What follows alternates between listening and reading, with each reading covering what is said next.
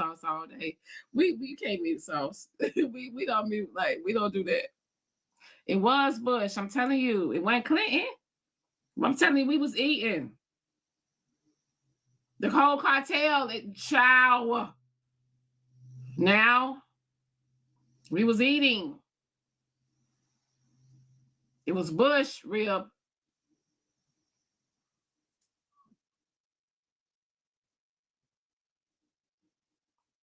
I thought that was Bush coming in. I mean, I thought that was Bush coming in. I thought it was rib sauce coming in. Housing market crash. Yes, that's what I'm trying to tell him. That's when all these rules start coming up. Goddamn Section 8 and everything. The housing authority it wasn't easy to get into no more. All of that shit. Rib sauce, it was Bush. With those subprime loans that crashed and selling off the gold reserve that crashed the United States economy. When Bush came in, he had to go to war to try to bring it back. Clinton put all the black men in jail, sold off all the gold, and got y'all with them subprime loans, and it was over. We didn't have to get no loans in. We had money. The subprime loans. What's up, Master? Then no president sell off no gold reserve. Richard Nixon was the one who started the trade, the convertibility of the U.S. dollar to gold in 1971. God damn it, Rib. You got to stop coming up here saying that stuff, Rib. If you didn't know what's going on, you got to stop coming up here and trying to defend these folks that's been against us all the time. God damn it, Rib. You my brother, man. You my goddamn brother, man. And what was the too early with this bullshit? What was the deficit during Clinton? What was the deficit? Man, Clinton had the best. We had the best economy. Exactly. I'm gonna tell you something. Exactly. Real. Come on, real. Rib, I'm telling you, it wasn't. I'm telling you, it wasn't Clinton. Real, come on over to the right side. I'm on the right side, brother. No, you're not. You're on the wrong damn side. I'm on the right side, brother. So in the 90s. Come on, real. I'm on the right side, brother. I'm all right. Listen, y'all enjoy yourself over there. Hold on one second. In the 90s, that ain't never been my home. Can I speak for a second, please? Oh, we miss you. And he brought up Bush, the one that crashed the economy. Can I speak for a second, please? So when Clinton was in office, real estate was booming, and they actually found a way to get people who could not afford mortgage loans with the arms. I just said that, Mike. Subprime loans, and 85% of those people lost them homes. Hold on, brother. Calm down. This your brother talking, goddammit. You ain't got to be screaming at me. So when he came up with them adjustable rate mortgages, it did help the real estate market. However, you are correct. Some people did lose their houses due to those type of loans. Most of them. So yes, that is true. And also Clinton did lock a lot of our brothers up. Him and Joe Biden, played the whole campaign for crime reform. Yeah. You know what I'm saying? So there are some bad things about Clinton. However, Bush is the one who fucked up bad when he got in office. Bush fucked it up even more. Real. He was in a recession because of Bush. Yeah, you're gonna have to eat that, Real. And Diamond, everybody talk about he that was crime in a bill, recession but because back of them. then everybody wanted that crime bill because of the crack epidemic. No. He was everybody wanted that crime bill back then, but now everybody talk about it. And then Dick Cheney was actually the contractor for what's the name of that damn company he got? Halliburton. Yeah, Halliburton. So he got Cheney pockets real fat when he was in office. During the whole little Gulf War situation. Well, not the Gulf War, but they kicked things back off after 9/11. So at the end of the day, he set us back even further, Red. Now we can't deny that. Come on, Rib. Come back home, bro. Real. Subprime mortgages Don't blame that shit on Clinton. Yeah, man. That motherfucker was in office. Giving people mortgages that had a 400 credit score.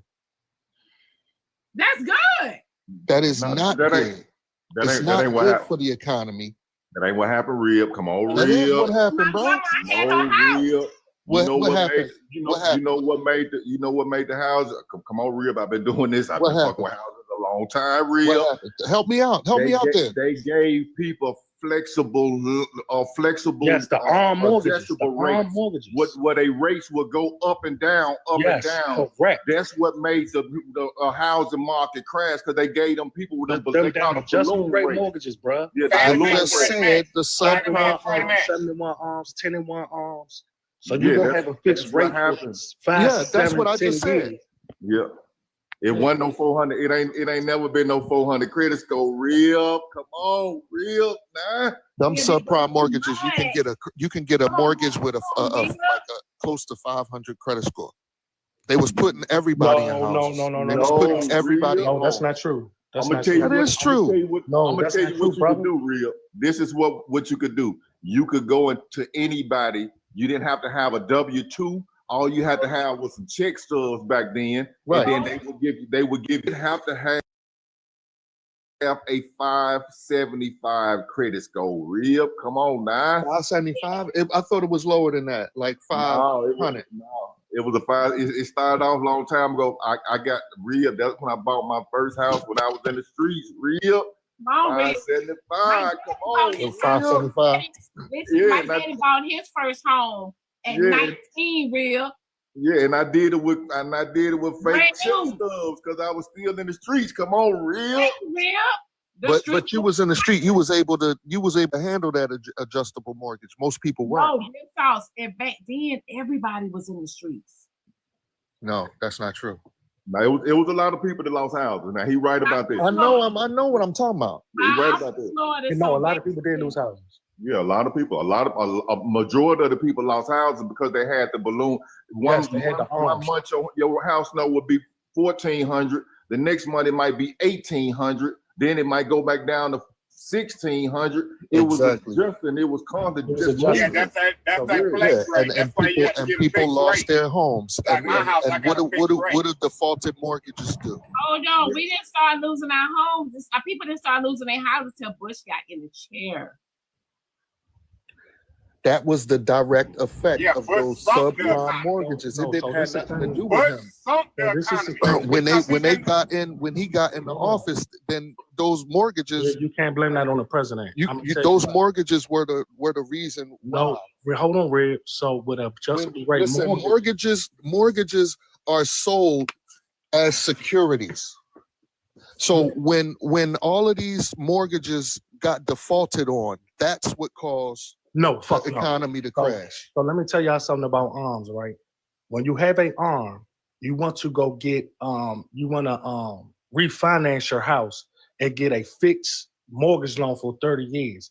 The adjustable rate mortgage was for you to get in the house, to actually own property, and then you go refinance the home and get a 30-year fixed rate on your house that you purchase. But people couldn't do that, Mike, because they didn't have the credit to get a loan in the first place. That's right. He right about that, Mike. I know what I'm talking about, bro. I'm not saying that. I don't speak to feelings and all of that shit. Red, come on, man. It's me, Red. Come on, man. You know what they said about 70% of them loans was they was interest only loans where people was only paying towards the interest, because I had one. That had me Thank you for y'all, everybody that's placing their orders, y'all. Thank y'all so much, y'all. Hold on 1 second, y'all. You guys, y'all, the martini cups, y'all, are back in stock. The martini cups are back in stock. And I do have different colors. I have black, silver, gold, and pink.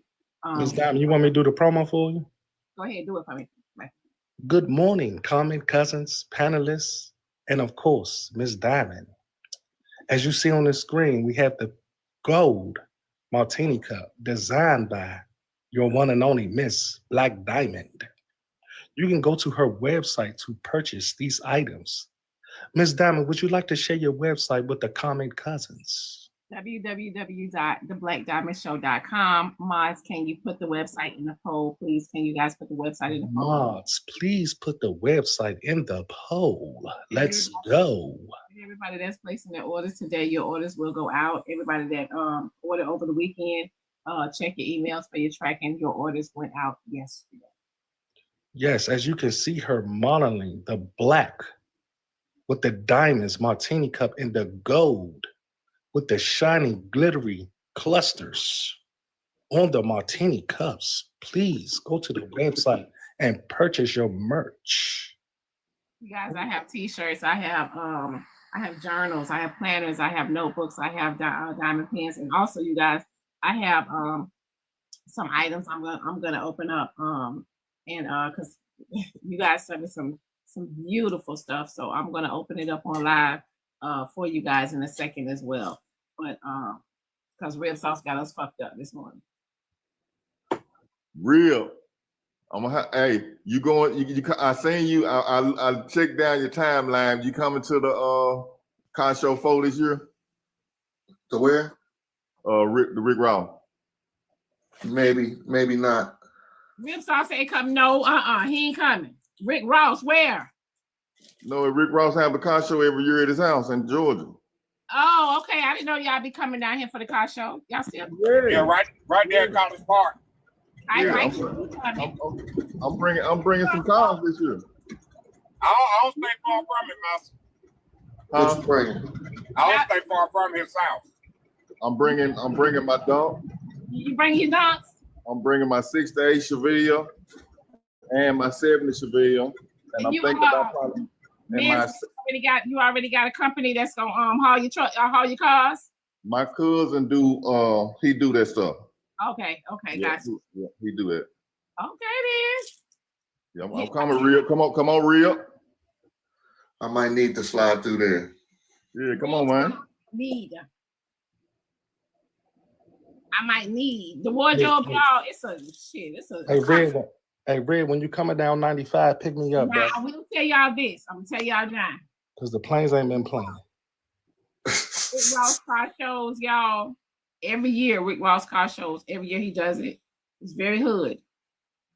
That's all I'm saying. It's very hood. So, but it don't never be no bullshit. Security is tight.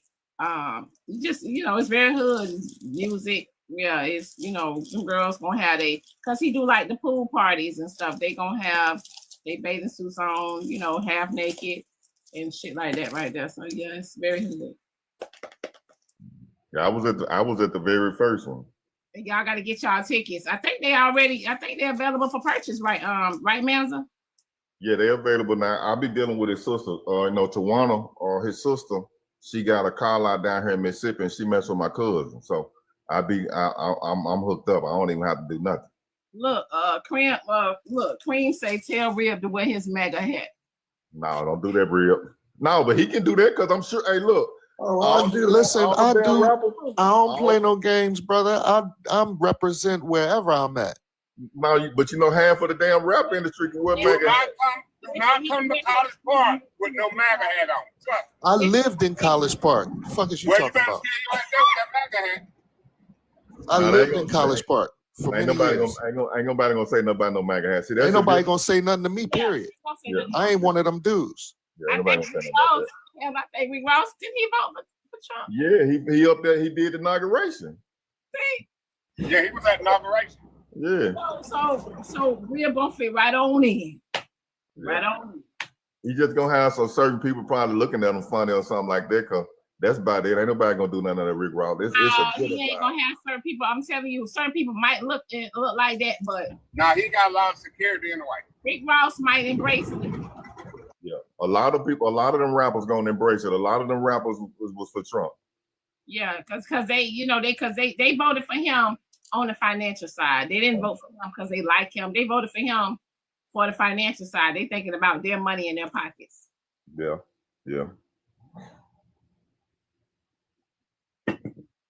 So Big Meech will be there too. Oh, he will? Oh, so 50 Cent and Big Meech is beefing right now.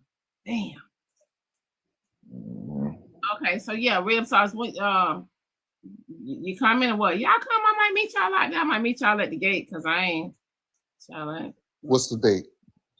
I don't know. June 6th. June? June 6th. Oh, June? Yeah, it's in the summer. Yeah, that's I on. might do it. I might do it. It's on the RG. Them planes ain't been playing no, bro. I'm scared to get on them planes right now. Man, listen to me, man. I ain't scared of no ghost. The entrance gate. Mike can say he coming. Who? Hi, Mike. Hype Mikey got that big dog. Yeah, that's same Hype Mikey shit. Hype Mikey got that big dog. He got what is that? Hype Mike got it. What's that? A Monte Carlo? That 580. That motherfucking big dog Benz. That V12. I thought it was.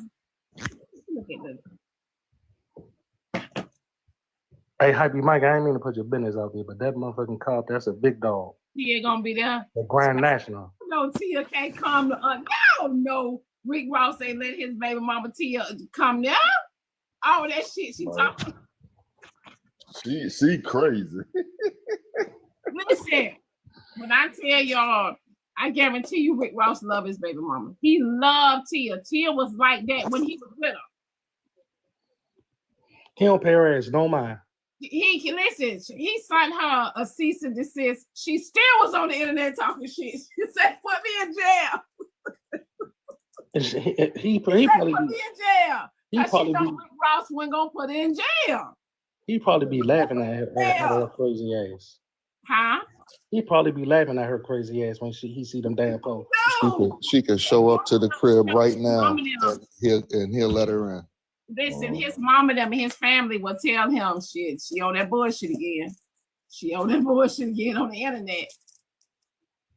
Y'all tap the screen, tap the screen, tap the screen. But yeah, Rib Sauce Bush fucked the whole game up. I'm sorry, he did. The combination. It was a combination of things that fucked the economy up back in those days.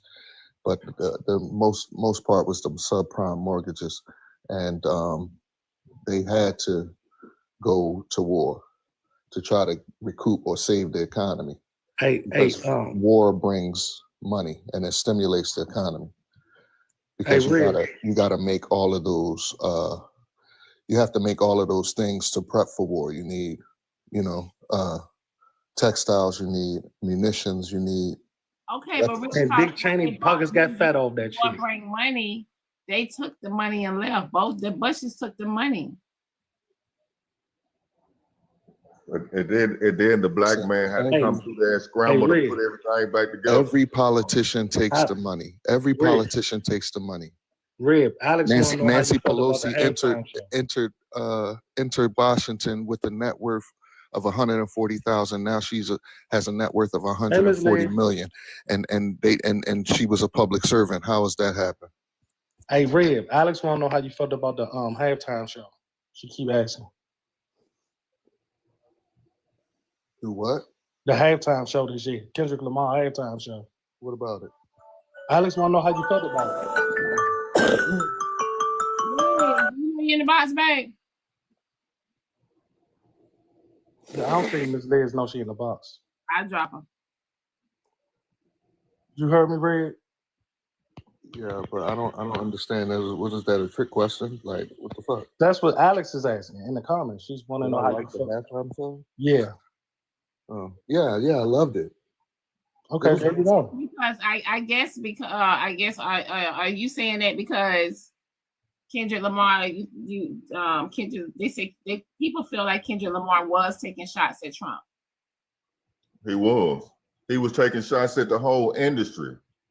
If you pay attention and break down what he did, he was taking shots. He was letting you know that when he put the people together in the flag and what he was rapping about when he was divided in between the flag, he let you know that the America was built on the backs of slaves. That's why they was bent over in the flag. With him standing in between the flag, rapping as the only star, was showing you that the U.S. is divided. He sent a lot of messages. He sent messages with Serena Williams on the stage. Yeah, she was lifting people up on the stage because both of them. Serena was lifting people up. Yeah, That's when she did her hands like that. She was lifting people up. He made a statement. People looked at it, they understand it. He was making a statement. What came in said, Uncle Sam and stuff, he was making a statement. Yeah, that how Uncle Sam came on there and tell him that's too ghetto. Sit down and just do this. And then he calmed the music down. You have to just really pay attention to what was going on. There was a lot going on. He said, pull your pants up. He just telling people to get right. Pull your pants up. When he said that, he was telling people to get right. Yeah, what they doing is showing you how the government control everything and everybody. And he was letting you know that the revelation was going to be displayed for the people to see. And he showed you the revelation on stage that night. And everything was red, white, and blue. You saw those people dressed out red, white, and blue. Yeah. And then at the end, when everybody, pretty much collapsed, if you saw it from the overhead, they made like what looked like swastika signs. That's what it was. Serena was lifting everybody up while she was doing the crip walk. But did y'all pay attention to what the key thing was? The key thing was the motherfucking Philadelphia Eagles are Super Bowl champions. Look at real. Hey, you talking about the game over at the end? That board, did you see how the whole board was displayed as a joystick? Like a video game controller?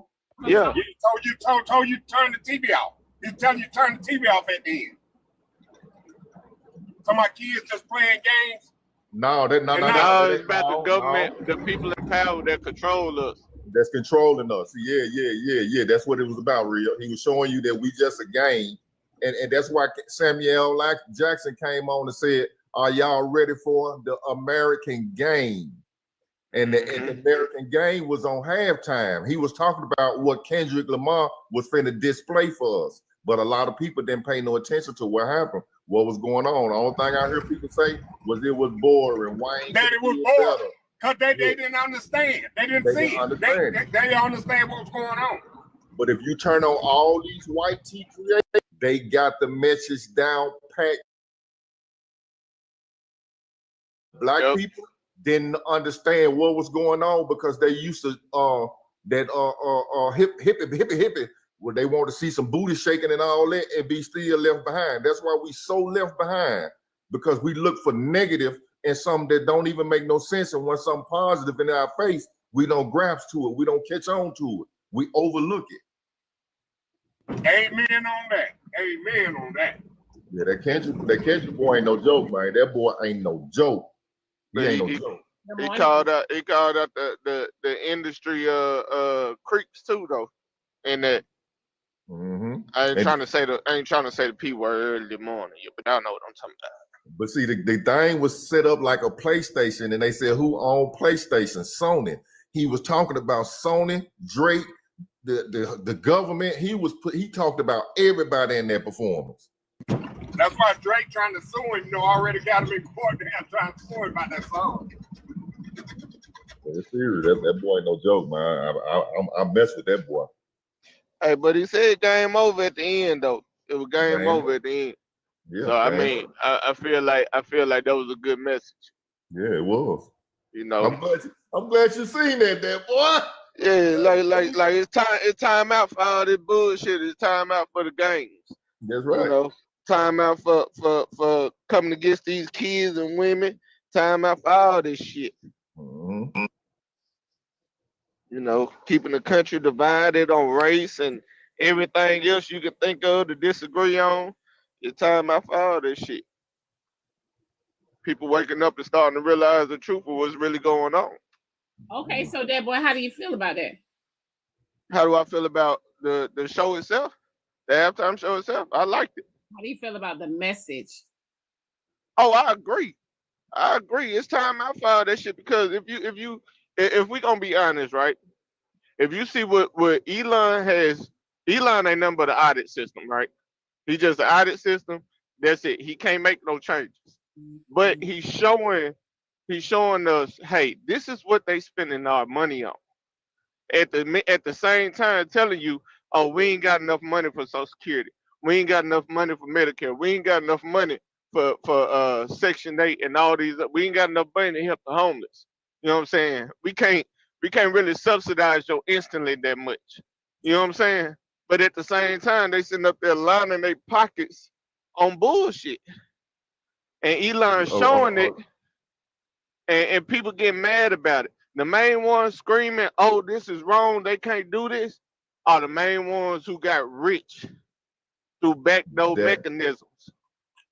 That boy, when I heard you say that it was a good message, I thought you was getting on track, but then you turned right back around and jumped right to Elon fucking Musk.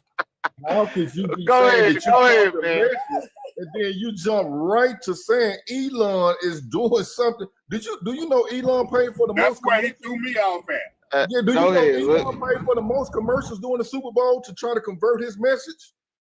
Do you understand what Elon Musk is doing, bro? Oh my gosh. Yes, I understand what he. So let me ask you something. If I was stealing from you, right? If I was stealing from you, and Rib Sauce was like, "Hey, Mensa, man, that boy's stealing from you," would you get mad at Rib Sauce or would you get mad at me? Okay, let me break this down from you. Let me break this down for you so you can understand this, my brother. Good morning. Good morning. Once the government take out taxes, once you go to the store and they take out taxes, whenever they take out taxes, guess what? That's not mine anymore. That belongs to the government. I hate to hear people say they taking our money. No, they took your money when they took it out of your check. When you paid your taxes, anytime you went and paid taxes, that's not your money no more. That money belongs to the government. Why do y'all keep saying our money? That's not our money. That's the government money first. The government. Hold on, Manza. Also, Rain, do you know you're in the box? So also, I got a couple of friends with businesses, and they said that with the tariffs, they had to pay that, not China. Mess. Do you realize the government? Boy, don't brush me off. The people that have businesses had to pay that. Oh, we know that, Diamond. We know that's how tariffs work. Oh, but y'all was pushing for that though, like China was going to be affected. Diamond, the thing is to make the playing field fair. If I raise my prices, right? If I'm an outside business outside the United States, and you want to buy from me, and you got to pay a tariff, you're going to be more hesitant to buy my product because you now have to pay extra money. What's going to happen is they're going to pay the tariffs, right? Because at the end of the day, they're still going to pay the tariffs. I got some friends that have businesses with these people. They're paying the tariffs, and what they're going to do is they're going to have to go up on the prices. Yeah, we're going to pay it, right? We're going to pay it. Diamond, that is true. Diamond, but honestly, that boy, you have the reason that it don't be bothering you again is because we talk about it all the time. Good morning, Diamond. Good morning, y'all. It's because you have an individualist mindset. That's why you're not really getting what she's saying. But if you get what she's saying, right?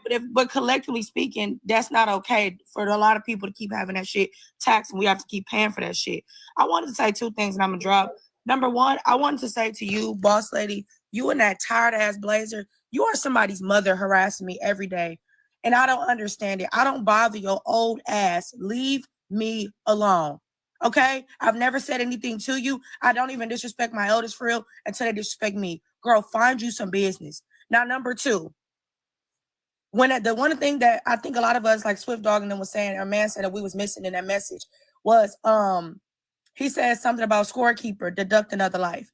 I was researching this like last night, and they were saying that there was a lot of symbolism behind the speech of Uncle Tom, and also that Samuel Jackson, being one of the ones to give the message, was one of the ushers at Martin Luther King's funeral. So I think what threw me off was that a lot of people kept saying there was nothing that was symbolic about the whole showtime, but it was the halftime, whatever. But it was a lot of things that we missed. So I just wanted to point that out. The message of the Deduct One Life is that Black people are stronger together, and white people know that, so they always infiltrate and try to break down our communities. So we do need to pay more attention to that. Okay, so hold on 1 second. So y'all say, are the price for eggs still up? Didn't somebody say in their city it's like $12? Yeah, the price for eggs still up. But we ain't had no eggs on our shelf down here in Walmart. Do y'all know in Colorado the prices of the eggs are the same price? They regular prices. And where, Diamond? Colorado. I love Colorado. The website, y'all, is the poll is in the website, y'all. I mean, the website is in the poll, y'all, right here in the corner. The website is in the poll, www.theblaqqdiamondshow.com. Yes, y'all. So in the white areas, the eggs, right? The eggs are cheaper in Colorado. I paid attention to the prices. I was looking. So Ms. Diamond, can I ask you? Also, Rib, I said Rib. That boy, how do you agree with the message of the halftime show, but you voted for Trump? Easy. How? What you mean how? Because that's what I wanted to do. If you agree with everything that they stand for and they anti-capitalist, anti-racism, anti all these things, you voted for somebody that's pro all of that. So I'm confused. I'm not anti-capitalist. That's the problem. I'm not. Y'all side with billionaires and y'all not even billionaires yourselves. No. Because I believe if you put in the work and you manage your shit right and you're able to build something that can go on for generations after you leave, I'm all for it. You and your family deserve that. So statistically speaking, most billionaires they were not self-made. They exploited the labor of poor people, and it was also possibly passed down generation-wise. So they actually didn't work for anything that they had. So you're glorifying something that they never had to do that you do, and that's go to work. So that's contradicting. Here he comes. So how is that contradicting? No, seriously. Because at the end of the day, okay, so most like they say self-made, most people that are millionaires and billionaires, they had to exploit somebody's labor. Like Jeff Bezos is a perfect example of that. I don't think people dug into his background. Hold on. He wasn't just sitting nowhere. We got a millionaire sitting right next to us. So are you saying Mansa is exploiting people who don't have, or is he providing opportunity to people who want a job? I said most millionaires. I did not say all, but I would not based off the way the Mansa has described the way he achieved his wealth. It doesn't sound like he was exploiting. It sounds like it was an exchange. That was it. You needed a job, I gave you the money, whatever. I'm talking on a grand scale. Most millionaires and billionaires, they are exploiting the labor of poor people. Jeff Bezos got way more money to pay them people. And that's the truth. But if he can keep milking them and making sure he stays wealthy, then he's going to stay a billionaire. But that's still exploitation. I'm not patting you on the back for exhausting people for work just so they can eat. That's not something so you saying you support capitalism is insane, because capitalism is killing humans. That's craziness. I don't need $1 billion. I won't even see, the average person won't even spend $1 billion in a lifetime. That don't even make no sense. You can give mothers housing, kids food. I don't desire to be a capitalist because people need to survive. Ain't that much money in the world. So why do we pay taxes into a system that I don't know. You asked white supremacy that. I'm asking. Thank you, Alex. Why people don't go into the office and go tax exempt? All this money that they giving away to other countries for Sesame Street, transgender sex changes and stuff. Why are we paying for this type of stuff in other countries? Trans people have nothing to do with you not being able to eat. Hold on, I ain't cut you off. But I'm saying you can save some money if you go tax exempt. What's the problem? People afraid to have a revolution. But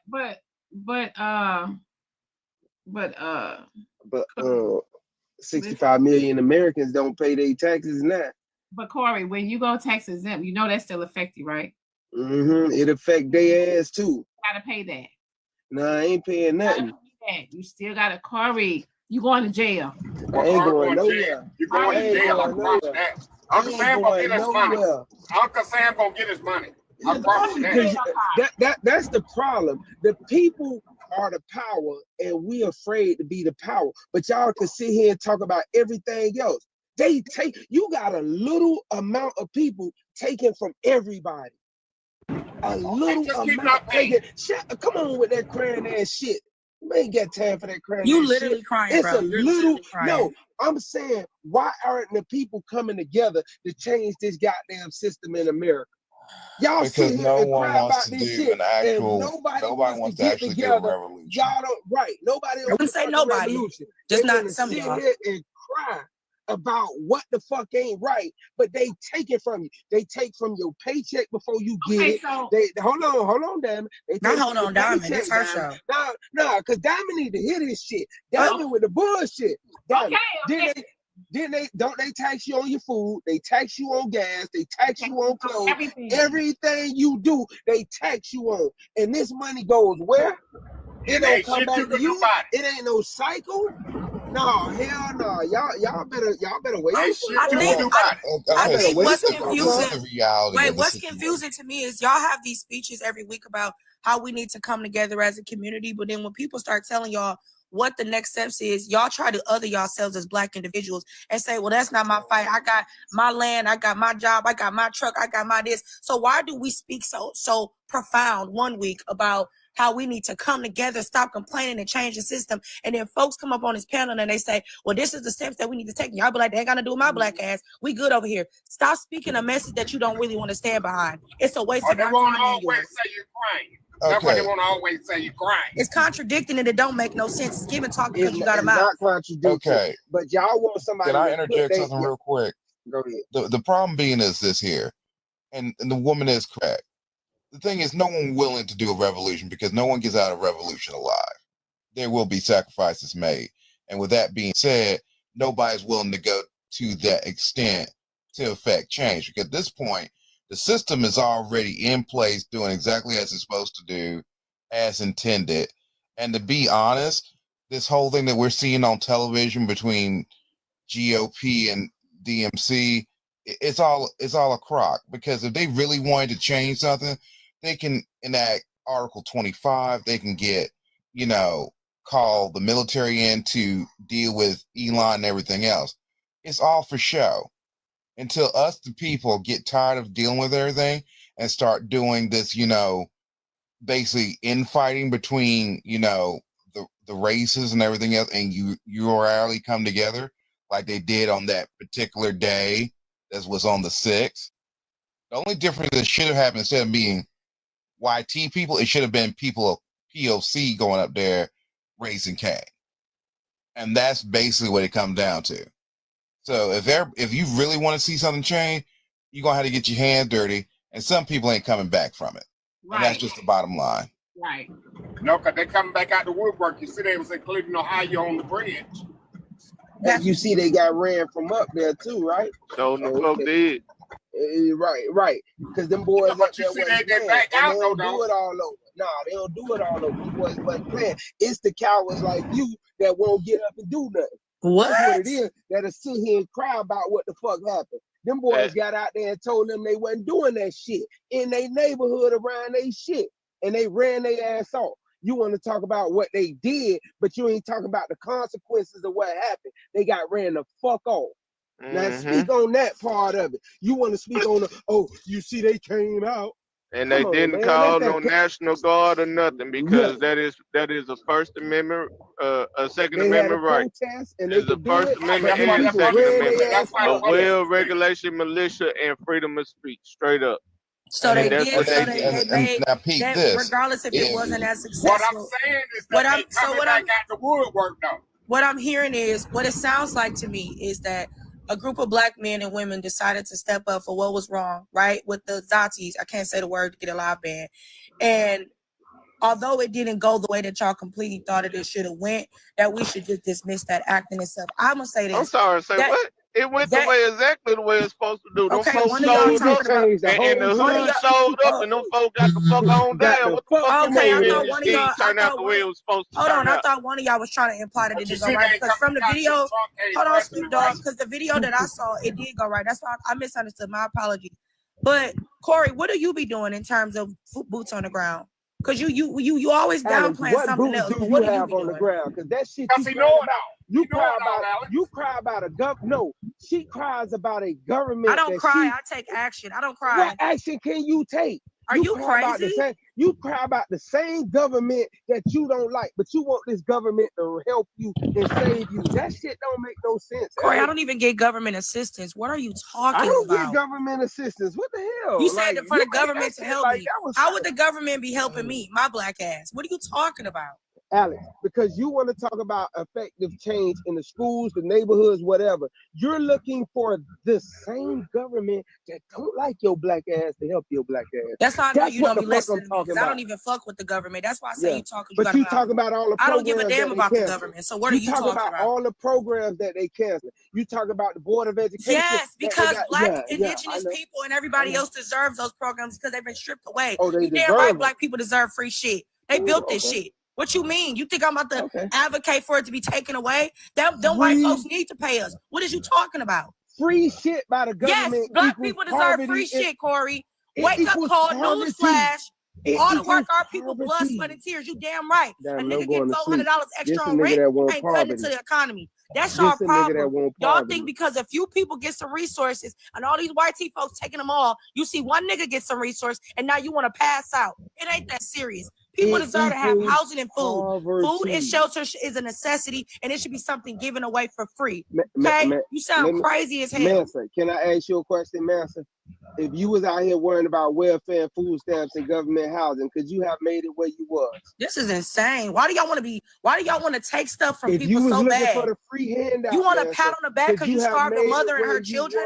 You, Corey, you want somebody to say, good job, Corey. You didn't think that mother deserved housing. Good job, Corey. You didn't think that mother deserved food. Why do y'all want to be rewarded for shitting on people that need help? It's weird. But he can sleep with one that he can sleep with one that's Section 8. Well, this is why I'm going to interject on this. Cool, they got your level. We make up 13. We make up 13% of the population. If we come together with the other POCs and unilaterally come together, we will be able to affect actual change in a revolutionary concept. Problem being is we all about the black community and be like worrying about just our community when we should be worrying about everybody's community that is people of color, because everybody's going to be affected at some point in time. It's all going to come back on us at some point. The reason why. So them getting rid of Latinos and putting them in Guantanamo Bay and going after Native American land and everything else, eventually they'll come back to us and we'll be the next one there. It's just like that famous poem. First they came for the socialists, I said nothing. Then they came for the industrialists, I said nothing. And when it came to me, there was no one to speak up for me. It's a classic poem, and that was during World War II because of the whole emicide that happened. The same thing is about to occur again. This time around, it's starting with the Latinos, then with the Native American, then they'll come for us. It's only outrage when it's only outrage as we see collectively, like on a global scale of anti-blackness, because it's so ingrained in everybody's blood, even ours, without realizing how deeply anti-black everybody is, including myself. I'm still unlearning things that whenever black people receive something, everybody is in cahoots and up in arms. If a bunch of white T folks kept benefiting from Section 8, food stamps, all types of shit, and we never heard about black people, this wouldn't be an issue. But because the demographic that people hate the most is black, that's why it's such a fixation on, well, y'all niggas need to get up and stop being lazy. But when we talk numbers, everybody want to get quiet and drop from panels. No, let's talk about who's really getting the handouts. Because now the mic is on and nobody's talking. Alice, it ain't about it ain't. See, Alice, you trying to spin the narrative. No, it's the truth, and y'all scared of the truth. No, she is correct. She's 100% correct. We will be doing infighting amongst ourselves instead of looking at the global picture, the long game, the bigger picture, which is everybody that's a person of color who got melanin will be affected. And the more we worry about trying to be ourselves instead of looking at the global picture, we're going to wind up hurting ourselves. It's the same thing with the Rainbow Coalition that MLK was trying to bring out about, where he included everybody in the process because he knew that everybody was going to eventually be affected. What I'm saying is, let me say this. Hold on, I want to drop. I want to go to sleep. Oh, okay. Go ahead. Right? Go ahead. It's more YT people on these programs than it is the black community. So if the government cuts all of it out and put a time limit on it, it hurts their community more than it hurts ours. So I don't care. But y'all think it's a one-sided thing, like somebody is sitting here talking about, oh, hurt the black community only because we need these programs. and they're on these programs too, they will be affected at a bigger mass than we are because their population is bigger. African Americans make up like the black community. I ain't talking about all people of color, but the black community, we like what, 50 million in this country when they We over make up 100? 13% of the country. 13%. And they make up well over 13%. And 13% of us is not on welfare. You may have, or government assistance, anything like that. You may have a 5%, maybe even less. And I'm giving that to them, 5%. So their population will be hurt more by Because it right than now us. the So white population. hold on, bro. Hold on. I don't need you to back me up. I don't need no co-signing from you or none of that shit. I'm not I don't need co-signing. none of Just that. I need adding you to additional zip it. I facts, need sir. you to That's zip it. all. I'm finna go to sleep. I've been up all night. This is the thing. If they get hurt by these programs being cut, why are we mad about it? We need to do what we got to do to build our communities. I don't care what it is. Even if it's buying land, putting trailers on them or whatever the case may be, for families to live in them, who harvest or whatever. But ain't nobody coming up with no plans and no solutions. They just crying about what the government is doing. And that's the issue with our community right there. There is no fucking solutions. Only fucking Alex is crying. Okay, Bye. Corey, your breath hot. Go lay down. We tired. Hold Go get on, some rest. hold on. See you Corey, later. I agree. I agree with most of what Corey said. I'm just saying this, Alex. The thing is, every black person I know, all my brothers and sisters, even the ones that ain't blood related, they are talented, extremely talented. It don't matter what the fuck they got going on in life, whether they're sitting in prison or whether they standing on the corner or whether they actually doing something productive for them and their family. They are talented. You hear me? Talented. And all we saying is, hey, take your talent and exploit the fuck out of your talent and make some good money for you and your family and help your community at the same time. So Somebody got to mute Diamond. Don't play with whoever or something. Auntie Pearl, I don't think Auntie Pearl knows she in the box.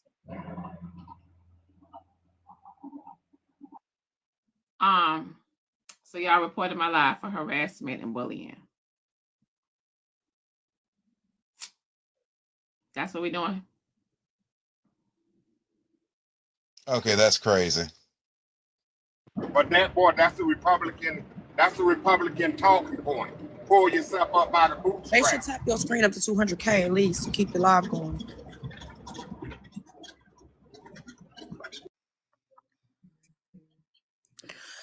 I don't know. I guess even with me not receive, I don't get food share. I don't get none of that stuff. I don't get section. I don't look down on nobody that do receive it because I'm not better than them. I don't no heaven or hell to put nobody in. But this idea that like me as a black woman will wake up and be like turning my nose up because somebody got housing that I didn't. I congratulate you, shit. You was able to find some cheaper housing. It's hard out here. I've been in my apartment for 4 years. This April will make 4 years I've been here. So if somebody else can find more affordable housing, kudos to you. I don't feel like that's some sweat off my back because at the end of the day, like what I need to get out here in these streets, I'll get it. And I'm not about to be like, yeah, how dare y'all give a mother with kids a house? Like that didn't do shit to me for real. That didn't affect my life for real. Like it's whole ass capitalists and billionaires out here that's literally exploiting your labor every day, but you mad at a single mother with 2 kids. That's getting a house. That's like that's the level of I don't want to be disrespectful, but I don't even know what kind of mindset that is, that you more mad at somebody poor than you are somebody that's exploiting your black ass every day at work for crumbs and barely a raise. But you mad at a mother of 4? I'm confused. It's because they can't get, You because damn they right don't I think have somebody it. should get money off the electricity bill. They're gonna You damn look right. bad down on someone that does. I'm sorry, say that again.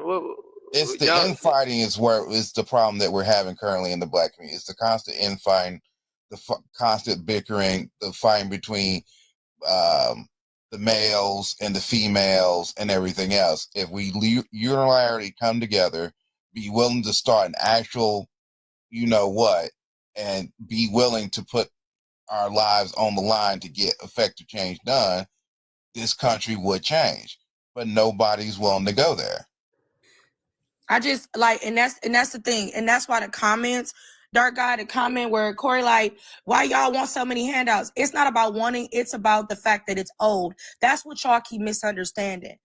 I feel a drop coming very soon in my spirit because I'm about to get my shit off. This idea that Black people don't need to be asking for handouts, are y'all insane? The amount of work that we didn't put into this country, it ain't enough handouts. Now, remember they brought up in the Super Bowl the 40 acres and a mule. There was so much symbolism in that entire performance. Black people have accepted so much over the years that now when we start asking for shit back, you got other Black people telling us, don't ask for what you deserve. Are you insane? You damn right. I think people should get free everything. I mean, if you look I think so.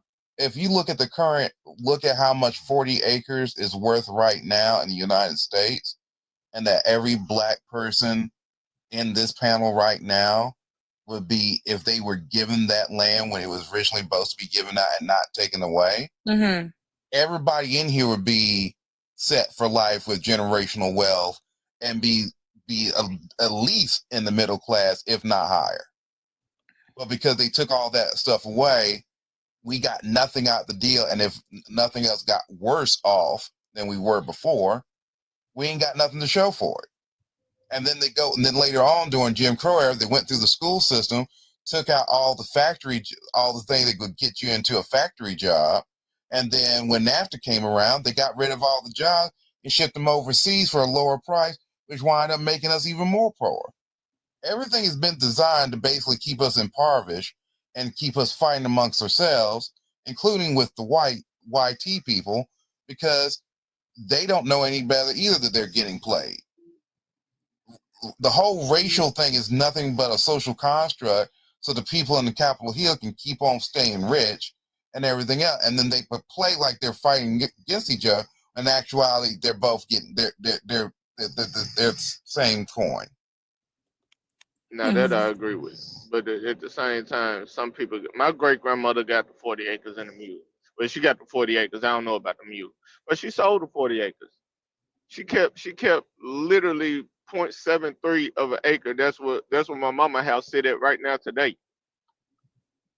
So I mean I hear y'all. That's the other thing. We have to be willing to educate, because realistically, if we did get reparations tomorrow, a lot of them reparation money will be wasted within less than 2 years, because they will spend them on frivolous things and not reinvest in themselves or their community.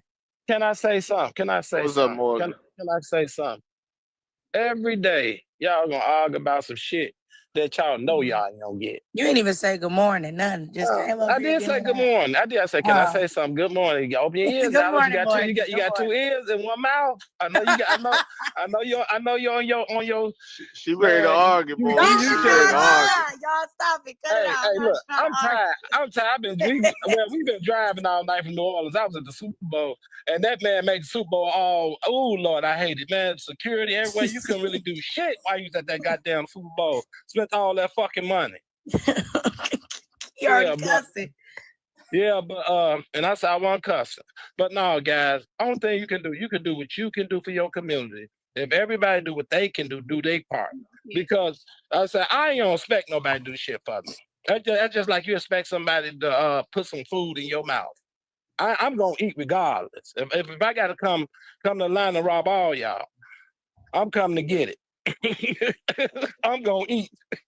So all I'm saying is, y'all, man, this been like that way forever. They ain't never like, dude, I forgot about the NAACP when Bill Clinton did that. They all do shit to really hurt us. They do, all of them do some dumb ass shit because they don't care. What did Clinton do? The NAACP deal. He the one did the NAACP deal. He the one got all the jobs up out of here. That was Bill Clinton. Look it up.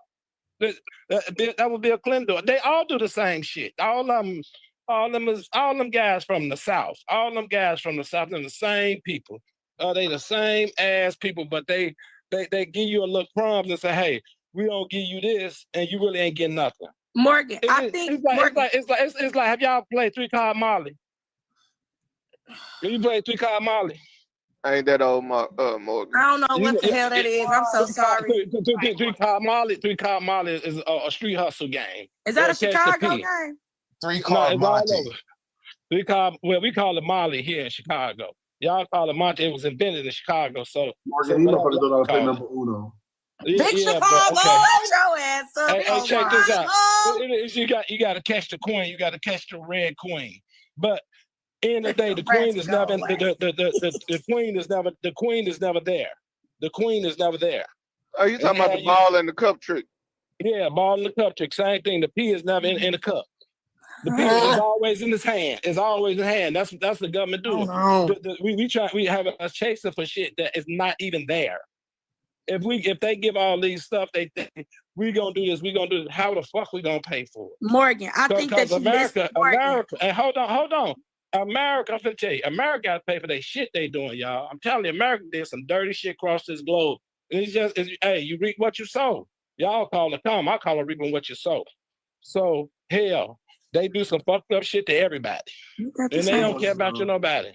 The reason I came up here right now is because I heard the gentleman saying, "Oh, a lot of people will blow their money if they got reparations," right?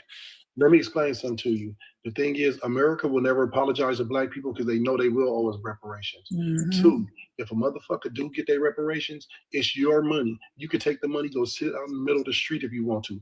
That don't mean shit. That don't mean that you aren't supposed to get what you owe for what they have done to our people. Now, I don't know. Some of y'all African, some of y'all Caribbean, some of y'all got some Mexican in you, some of y'all got some Dominican, whatever the fuck you proud of. I'm 100% pure nigga. So when people get up here and they start discussing us and they want to tell us what the fuck we don't deserve, my family been over here, been getting fucking taken advantage of and been through all this shit. See, my family old as fuck. My mama's a boomer. My aunties, everybody's a boomer. I'm the young one. I got a few young cousins. Everybody in my family old as a motherfucker. They've been through this shit. They lived through this shit. So I know exactly what happened.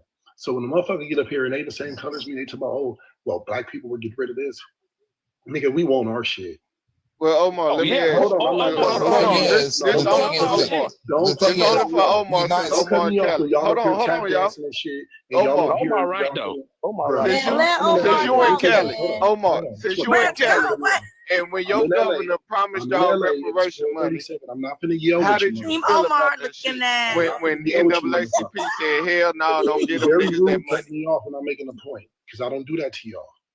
What I'm saying is, I can't stand when niggas get up here and want to speak on what the fuck every other Black person is doing. I can't speak for y'all. But the thing is this, my nigga. Most of y'all don't even know who the fuck y'all are, who y'all family members are. Most of y'all don't even know past y'all grandmamas, let alone your great grandmama. See me, my shit been set in stone, homie. I got documents, I have pictures. I know them. I know the story. I know which one of my people came over here through slavery. I know which one of my people who are already here. You know what I mean? A lot of Black people really don't know that shit. We get up here, we read some shit, and then y'all be like cite sources. You don't even find out who that source is. Keep going down a rabbit hole. This shit get blacker and blacker. And the thing is, we are owed so much shit. We've been broken down so much. Our family's been broken down, homie. They put nigga the gangs, the drugs before the drugs, Willie Lynch. It goes on and on. This ain't nothing. This ain't new. And it's not old. My mom is 86. So you got to imagine how old my grandparents are. And you got to imagine they were in this shit, dog. They were in this shit. I see racism every day. And the cold part is me being a Black man, I can't hardly say shit. You know why? They try to make it like we make everything about race. Then they try to act like they're not being racist when they are. So it's a cold fucking line to straddle.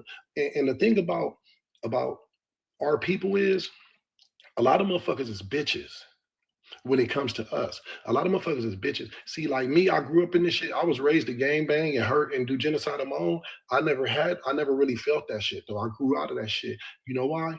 I bang on crackers, nigga. Straight up in the hold on, Morgan, I'm gonna wrap it up. Atlas Island. I'm gonna wrap it up right now. Morgan, let him get his shit off. The thing. My cousin started the Black Panthers. I found that out later. A lot of that shit is deep rooted in my blood. A lot of these niggas is bitches is in their blood. You know what I'm saying? A lot of these motherfuckers was house niggas and scary motherfuckers that we did left behind. And that's just the real shit. And motherfuckers don't want to talk like that on TikTok. But I'm just keeping it real. A lot of these niggas is bitches and bootlickers. And the real motherfuckers that understand what the fuck I'm talking about, they get it. So don't ever be like, oh, well, Black people will throw their money away if they got it. So what? Let's see what the fuck happened. Give us what belongs to us. Clock it. Let's see if a motherfucker throw their shit away. If a nigga do this, we have enough wealth to keep each other afloat. Put it like that. Well, how you feel about the NAACP taking what? Hold on. Oh, he gonna drop. See, that nigga don't never answer questions. Jesus said I'm supposed to be on the main Can I say something, please? Hold on, y'all. Omar got a violation. Omar, drop and come back. Go ahead, y'all. Damn. Not y'all violating the truth. You already know, girl. What I do want to say is I absolutely agree with Omar. My grandmother, born and raised in Chicago, she was a Black Panther. She knew Emmett Till and the entire Parker family, and I did interview her for one of my lives, and it was very painful to hear her say she wants her 40 acres. It was very painful to hear my grandmother say that over and over again as I was interviewing her before she passed away last year. And that is why I will never stop fighting for reparations. I want us to keep in mind that there are 5 pillars of reparations, and one of the pillars of reparations is rehabilitation. Rehabilitation that would include legal, medical, psychological, and other care and services. That would also include financial literacy, right? And so it wouldn't necessarily be true that like the majority of Black people would blow their money if they were given reparations in the form of money, because rehabilitation would be a part of that reparations, which would be teaching us financial literacy in the Black community. The only feedback that I do have is, as an African-American person, of course, a descendant of chattel slavery here in America, we have to keep in mind that America did participate in the decimation of other Black people in other places as well. So they would not just owe African-Americans reparations. They would also owe Afro-Caribbeans reparations. They will also owe Black people from Africa reparations as well, because America is very terrible, and they go and they fuck with Black people no matter where they are in the world. That is the only pushback I have for Omar, but everything else, I agree. I can tell when y'all are descendants of the people that Harriet Tubman had the pew-pew, and that's being the fuck out. What? Dark guy. Before we start, can I say something? Can I say hold on, something? Morgan. Let me start you and that dark guy. I'm gonna be quick. Morgan, I think that you misunderstood what I had said earlier. I wasn't saying that we not able to get up and get our money or nothing like that. What I was saying was I'm never finna bash somebody in our community for getting free resources, as I do already help people get free resources. And then secondly, to what Brett said, just to piggyback on what she said, I watched an episode of Atlanta, the show with Donald Glover years ago. And one of the things that they said on the show was that it costs to be poor. And the more that you ponder on that, the more you will understand that, like Omar was saying, if we attain that money, we get that money, we receive that money, I don't foresee Black people just blowing that shit away. I really think that if more of us have more money, we'll be able to do more. It costs more to do more. That's just what it is. And Black people have always, lastly, Black people have always been resourceful, and we've always made it work. Just that's what y'all say every week, right? So why would we just magically blow through all of that money? Alex, they're not going to give us reparations. Hold on, Morgan. Stop talking. You said Jesus on the main line, so go. You need to be talking to them right now. Since you're on the main line, when Jesus talking, everybody shut up. He ain't even settled in from his doggone trip. Morgan, I'm only gonna say one thing, Morgan. Only one thing. Alex, they're never going to give us reparations because you know why? They're afraid that we're going to do the right thing with it, and we going to explode and have everything we fucking want and ain't got to ask them for shit. That's why they're not giving it to us. Actually, they worry. What they're really worried about is that why ain't nobody talking about what the NAACP did? Y'all don't talk about that. That boy, I'm finna get to that. That boy. If y'all remember 2015, 2012, when the housing market crashed? Y'all remember that? Please let Morgan talk. In my neighborhood, you know who all lost their houses? It wasn't us. It was the white people. No, people. Ron DeSantis. Hold on. Let me finish. See, I ain't gonna lie. Every time, and I know this is about our people. Every time there's a demise, will come to finance. You know, rise to the top. We do as a people. Black people do. Great Depression. We got all that land down there. Morgan. We No, I ain't saying surviving. They lose. We win. Ain't surviving. We win. We win. My question is when we're gonna stop surviving and when we're gonna thrive is the okay. Well, but you know what? You know what? We've always been in If you- survival hold mode. on, We've always adapted to situations. Hold on. I got a question. Are you thriving or you surviving? I'm asking you on the individual. Are you advised? No, you ain't. You surviving doing and thriving. I am shit. See, you only gonna go as far as you want to go. I'm Oh, honest Lord. with you. Okay, we're back to the bootstrap commentary. Hey, black child. Do you know you can be? Tell you what. You only if you gotta want more. You gotta want more. You not about hook and crook. This is not a question if you gotta want more. It's a question whether or not can you even achieve it because there's too many roadblocks for you to get there in the first place. Okay.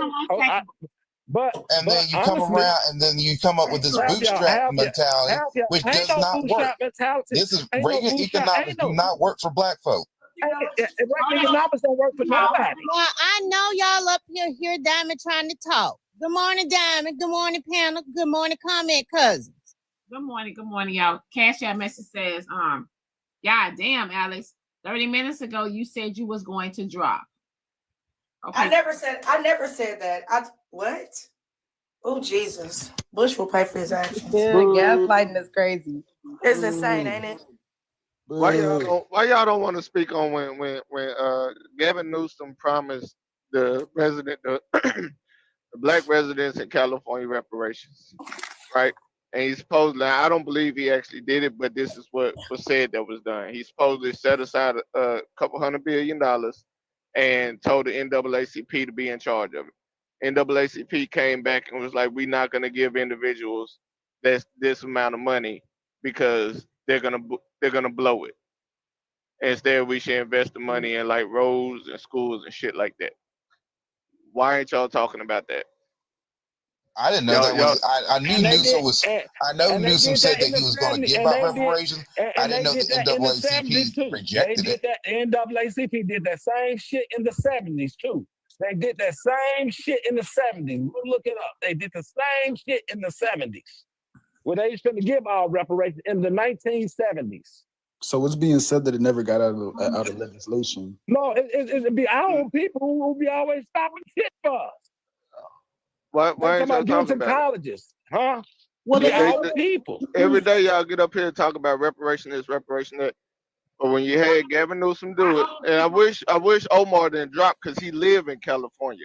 And I wanted him to speak on it. That's the question I was I know going to that ask the him. NAACP were criticizing the plans that California had for reparations. If I'm researching it right now, but if it was criticized because they felt like black people were going to blow it, I would absolutely disagree with that, and I would say that would not be them actively advocating for black people rights, because they definitely wasn't. I would hope the NAACP would know the 5 pillars of reparations and not just think it ends with money, and advocate for us to be taught financial literacy, etc. I thought the NAACP was understood. Cash App message says, yes, you did. You woke up running your fucking mouth. Okay, y'all, go ahead. Listen, y'all, the racist stuff is already going on. When them smoncy people got over there to Ohio, them black folks went and got strapped up with pew-pews and canned goods. Okay, all the canned goods was going out of Kroger because that's what they was throwing at them to make them leave their town. Then I know 2 black people that went to the airport to get rental cars, and the fat white tea woman behind the counter made them go to a different place, okay, to get their rentals. And there happened to be an African man behind the counter when they got to the second place. And because he knew exactly what the fat white tea woman problem was, is about their skin complexion, and it ain't nothing they could do about it because they can't sue because the Civil Rights Division is on hold, right? So they had to go somewhere else to get their car, and that man gave them a discount because he knew that the fat YT woman was on BS because of their skin color. So yes, it is running rogue right now. Hell, in my state, they giving out the flyers, telling people to come and join them. Are you talking about in 2023, that boy? No, 2022 between 2020 and 2023. Yeah. Okay, so I'm looking here. It says the NAACP says that they want to see more details on San Francisco's reparations plans. The organization, San Francisco's branch, held a press conference at the Third Baptist Church led by Reverend Amos Brown. The president of the SF NAACP and pastor of the Third Baptist Church said the organization supports the efforts but criticized how the city is handling the draft plan. According to the SF NAACP, the much talked about lump sum of $5 million payment is not likely to be put in action by the city and is therefore giving Black residents of San Francisco false hope. Not one member of the board said we support reparations with cash payments and with a definite plan of how to do it and the timeline of how to do it, said Brown. A draft of that plan put out by African American Reparations Advisory Committee in December currently has over 100 recommendations for how San Francisco can address the legacies of systemic racism in the city. Some of the most notable are the one-time payment of $5 million to eligible adults, guaranteed annual incomes of the least $97,000 in $1 homes for African American families. The organization added that it supports cash payments, but called the $5 million an arbitrary number in a new release. So it sounds like that they were advocating for more reparations and for reparations to be done better. Well, I mean, even with 5 million, that's more than enough. An average human being only accumulates between 1 to 2 million in their lifetime. 5 million, you're good to go. Yeah, but they didn't. They kept coming up with excuses to postpone it and not doing it. And now we're Gavin Newsom straight up vetoed bills pertaining to the reparations. Yeah, but the reparations, wait, one second. The reparations is not just for our lifetime, right? So like we have to remember that with the 500 years of slavery, we have been set back in relation to white people where they were able to build up generational wealth. So it's not just to be for your lifetime, but for your future generations. But with $5 million, can I ask you $5 million? Hold on, $5 million. You can't take $5 million to make wait, hold up. So Omar made a good point in the comments. With all the suffering that we've experienced with chattel slavery, that with $5 million isn't shit. I ain't gonna hold you. That's not shit. That's not shit. But $5 million is better than zero. If you take that $5 million, invest it, you can live on the dividends alone, and then have that money. I know y'all trying to talk up here, but y'all want goddamn Section 8 and food stamps, but y'all don't want $5 million. That's crazy. That's crazy. That part, Morgan. I know y'all hear the host trying to talk up here. Y'all some rude, disrespectful people. Y'all talking about getting $5 million. Y'all can't even talk together. You ain't gonna get nothing. I know y'all hear the host trying to talk. Rude asses this morning. But have a good day. Bye, Diamond. I love you, sir. Stop doing your head like that. That's what our message says. Preacher with a potty mouth, part of the problem. Okay, y'all. You go to hell. It's actually insane. This is this Morgan. Alex. Hold on, Alex, you been talking. Come on, y'all. No, seriously. Hold on. Now, see, I think some of y'all struggled in math.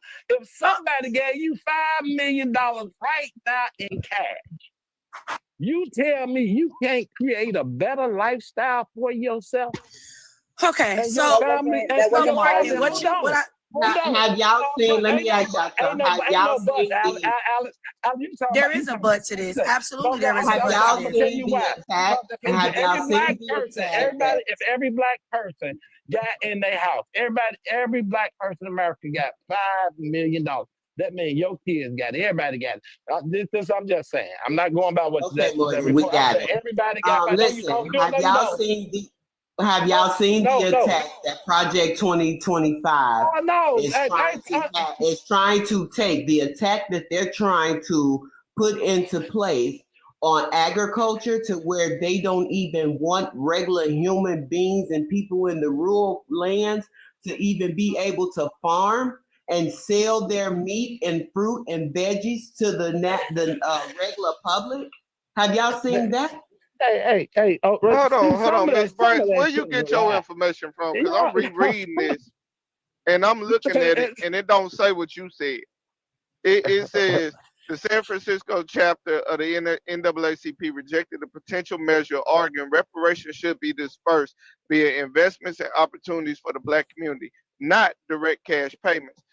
Quote, we strongly believe that creating and funding programs that can improve the lives of those who have been impacted by racism and discrimination is the best path forward towards equality and justice. San Francisco NAACP President Amos Brown said in a statement Tuesday.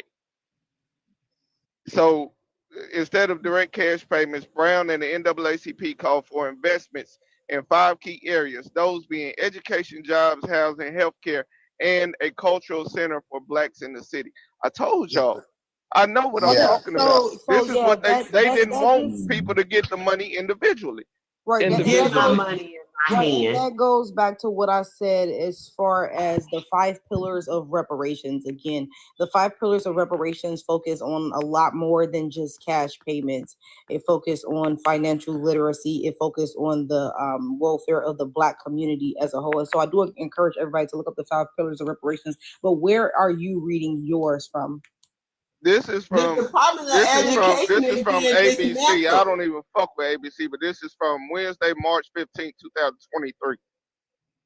It's titled NAACP rejects reparations proposal to give 5 million payments to descendants of slavery. This is the second time. Every time it come up, I ain't trying to talk, goddamn Morgan. Who? Go ahead. Go say some. You talking about some robots and some shit that ain't gonna never fucking happen.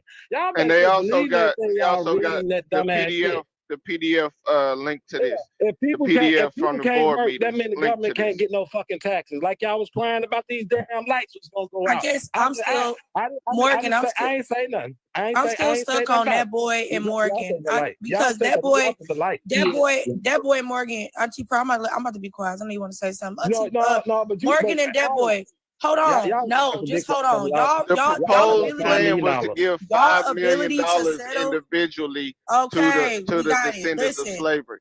But and the NAACP said, hell no. Okay, we got it. I'm trying not to be belligerent. Morgan and that boy, I'm gonna say this. Y'all ability to settle for so much shit helps me understand at times. Who was the Black folks back in the day that was just saying okay to whatever was going on? What the hell is $5 million? Hold on. Because I'm not gonna do no holler now. The 5 you break it up. Hold on, Morgan. I want to hear what she gonna say about $5 million. Stop cutting me off. Let me finish. Yeah, okay. Keep it. I ain't for the wrong stuff. If you got $5 million, I don't need no goddamn food stuff. I don't need that. I can take some of that money. I can invest that money. This is why somebody. This is why we can't get nowhere. We get it, Morgan. We get it. But crying out loud. Morgan, let the woman talk for God's sake. Damn. Now look, this is what I was gonna say. I strongly believe that 5 million does not suffice, right? For me personally, because of what our people went through. 5 million, y'all like, well, if I have 5 million to be fine, but y'all don't understand the severity of what happened to our people. And I don't think a lot of times because they did not allow our education to be in these school systems, right? It was prohibited. But if y'all understand how disgusting, how egregious the atrocity was with all of our people, y'all talking about $5 million, that ain't shit. That's crumbs to what the fuck happened. And then to you, that boy, you talking about some, first y'all complain about not getting food share or Section 8. Now y'all complain about $5 million. You damn right, because if y'all knew what y'all was owed, you'd be complaining too. I was gonna say. So I have a question for. Yes, you gonna get cheated. Hold on. What they would do? I'd rather the 5 million. I'd rather the 5 million. Morgan, hold on. Can you shut the hell up? Talk. Shut the fuck up, yeah, bro. Hold up. So what I was gonna say is this. So if they were to give 5 million to us individually, right? What they would do with that is say, well, y'all got y'all 5 million, so we don't got to worry about anything else. We don't have to worry about police brutality. We don't got to worry about the education, the lack of education. We don't have to worry about funding. We don't have to worry about any of that. It would take away what is really important for our future, for the future generations of our kids and what they would have to go through. That's what that would do if we accepted that. Like that's exactly what that would do. The problem is Black people are too quick. Okay, this will be fast. The problem is black people are too quick to accept anything and accept crumbs and not like logically think things through. Yes, any of us, if we were given an opportunity to have $5 million right now, would jump at the chance to have $5 million. Our argument is not that $5 million would not be helpful. Our argument is that it is simply just not enough. All right, well, all of y'all, Thank you, Brad. That's literally all I'm trying to tell Morgan. He getting mad. Hold on. If y'all take a second to listen to everybody's argument on the panel, everybody is making sense to a certain level. And it's the whole point is to have you arguing at some point. So it doesn't matter if you agree with reparations and then you decide that 5 million isn't enough. Now you're arguing with a group of your own people. If you don't agree that reparation is this, then you're arguing with another level of your own people. The whole point is to have you arguing with each other, and we're not seeing that. Instead of coming all together, you fight, you throw your left hand, I'll throw my right hand. I'm going to kick them. I'm going to kick them on this side. I'm going to do this. Like, once we understand if the fight become together, united, then we'll get what we're owed. Until then, we can fight on layers of everybody saying, I want this, or I would do this when I get it. All of that stuff is just continuing to make us fight with each other. And if you don't understand who's controlling the narrative, like the people that are saying certain things like this ain't enough and that, they're understanding who's controlling the narrative. You just, in this one live, 2 people looked up the facts that are not saying the same thing, because it keeps us divided. If somebody is telling me the person that's controlling what I'm listening to or hearing or watching or pulling up is the same person that's trying to keep me down, why am I going to look at their information? Why am I going to believe what they're telling me? And we're not seeing that. We're continuing to get on panels and get in this world and fight with each other when that's the whole point. Nothing else matters as long as we're fighting each other. So if you take your 5 million and invest it, and that means you've been privy to some information that tells you this is the right way to do that with that.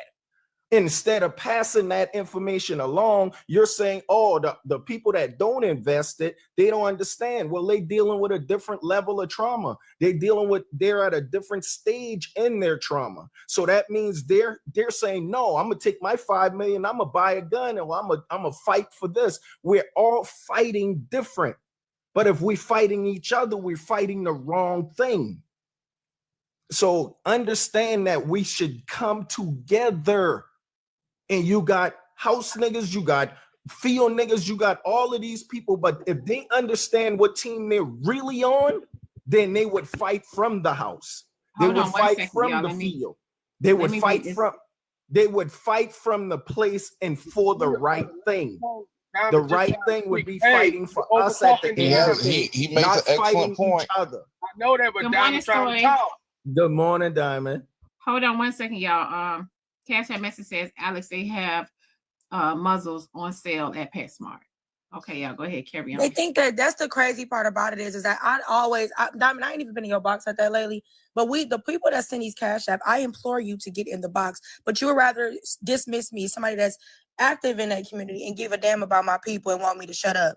I'll put a muzzle on it when you get up here and say it with your chest. Thank you. So I agree with you, and that's the reason why I refuse to gatekeep any kind of good information that I got for my people, because baby, we all need it, and we have a problem with gatekeeping because we scared somebody gonna get more than us. We scared somebody gonna get better than us. I gatekeep nothing. And that boy, I came up to do a correction because I don't got no problem correcting. Don't come goddamn misreading now. YouTube is up. I ain't misread a damn thing. Now you want to say furthermore, at the same time, when Brent first started reading what she was reading, it even said that they did not necessarily agree with the payments. Mute up that boy. Mute up that boy. You can go to the Observer, Black-owned news site. The Observer, it says the NAACP proposed that the reparations go to Black folks having businesses, education, and payouts. It's plus, add on. There's no separate. You try to say it was not separate. What the NAACP president of San Francisco, he wanted to reduce the payouts. He didn't say take away. He wanted to reduce the $2 million per family and send some of the money in the neighborhoods, business, and education. He didn't say reduce, take away. See, you trying to misread. And Morgan Phelps. What's up, bro? No. Black-owned news site. Direct payouts and what? Direct payouts and what? The thing was the city's proposal was to pass some certain laws. No, seriously. Because I got the PDF. I'm not finished. That I just got up here. You been talking. Goddamn, Brad. I just gave you a source, a site, and then you asked me with another goddamn question. The Observer, a black-owned. I got that part. I'll repeat it to you. A black-owned news sites in an interview with the NAACP president, Baptist pastor out of San Francisco, he stated that he does not want to take away the payments. He want to reduce it to $2 million per family, and the rest of the money give it to organizations and programs to build up the community. He never said take it away. You said these folks rejected. That what you said, that boy. Don't backtrack. They did reject direct payout. No, he didn't. Yeah, well, see, I just ain't got it then. No, y'all arguing again amongst each other from different sources. They ain't got it. Yeah. You got black people in charge of other black people who's supposed to speak for the totality of black people, saying that the black people don't need this damn money. Sometimes when you have these conversations about political things, you got to have facts because people will misunderstand. Yeah, it's not an argument all the time. I got the fucking meeting notes. I got the whole PDF. I'm telling you. I don't argue with people. That's just my goddamn tone. So you can take that stuff. I'm not saying you're wrong. I'm saying y'all are citing. You talking about political? When you talking about political life and everything, you got to talk about going facts. at each other. Y'all ain't got no goddamn manners. That I stay muted when you talk and when that boy talk. Y'all ain't got no goddamn manners. No, I didn't try to interrupt you, bro. I just spoke when you weren't speaking. I'm still talking and you unmuted. Y'all ain't got no goddamn manners. But y'all want to be intellectual in conversation. I don't know what I wasn't trying to interrupt you. I tried to speak when y'all wasn't going at each other. So I was not even paused. You did speak. I wasn't even stop. Y'all ain't got no damn patience with somebody else talking. I've muted for a long time and y'all still talking. I don't unmute when y'all talk, but y'all rude as hell. No, I wasn't. You're right, boss man. Rude, especially in your time where your voice ain't all there. So go ahead, boss man. I apologize. I know my shit fucked up, but I don't unmute with y'all. Y'all rude as fuck. Story, I think boss man. At the same time, they still rejected the $5 million individual. Let me read this cash payout out message, y'all, please. Cash out message says, in real life, Alex, you're not ready. Y'all are literally harassing me in cash apps, and I'm not doing nothing but educating up here. And it's probably somebody's mother that's bitter because she don't understand how to do what I do when she was my age. I'm not here to make black people my enemy or be against y'all. Y'all have been harassing me in cash apps for an hour now. Can you please find you something safe to do? It's getting weird and it's obsessive, and I think y'all should go get evaluated at this point because something ain't right. All right, can I stick?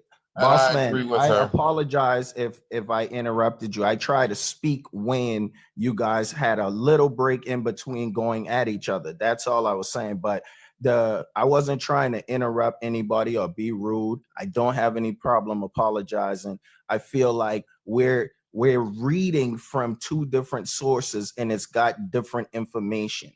So when we start arguing with each other and say, oh, your source is wrong, or you're misquoting, or we're still trying to find the information, but it turns into a fight between each other. And that's what the whole point of what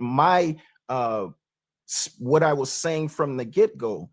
As long as they got us fighting each other, it doesn't matter if we fight about our shoes or our socks, as long as we're fighting about something. Okay, I got a question for all y'all. So we see what's going on in the government, and we already know that things are going to get worse. It is going to start affecting everybody on a deeper level. So at this point, where do we go from here? And if we don't know where we're going, Somebody direct us. What do we do next? Okay, how we want to do this? In what order? Clockwise, counterclockwise, from the We top should or the let bottom? Boss Man talk since everybody made their apologies. We should let him finish what he originally wanted to This is say. what I wanted to finish. This is what I wanted to get Story and that boy to understand. That boy already understand. And while I was trying to get Story to understand, see, a lot of y'all think it's not argument. When you talk about political stuff, this is what happens. When you go in real life, right? Like say it was an apocalypse, it was in a compound. When you trying to formulate a plan to keep the compound going, guess what? You're gonna have disagreements. It's called disagreements. You're gonna throw out facts, you're gonna throw out resources. That's how you want to have a disagreement. The disagreements that I argue against on this app every day, and people know what I'm talking about, is resorting to name calling, tearing people down. When me and that boy go back and forth, we don't call each other out our name. We throw resources at each other. And I done told that boy before plenty of time, oh, you right on that. And that boy too. Y'all don't understand political conversation. There's nothing wrong with this. There's no wrong going back and forth. It's when you start tearing each other down and being disrespectful, that's when you go across the line. There's nothing wrong with that, because when you bring information to somebody, you force them to think, learn, and research. That's what you want in an educated political society. You understand what I'm saying? So you don't run for every little thing.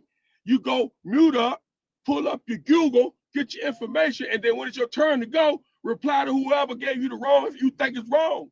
That's how you communicate. And that's why I was meaning to y'all so quick to unmute. But if you got something to say, mute back up, let other people get their chance. And then if you got a good memory, you know what to come back to and speak to that. That's how you have a good, conducive conversation. Let me take this goddamn thing. Cash App message says, the point is, y'all worried about money. And the white man is worried about losing control of this country. Exactly.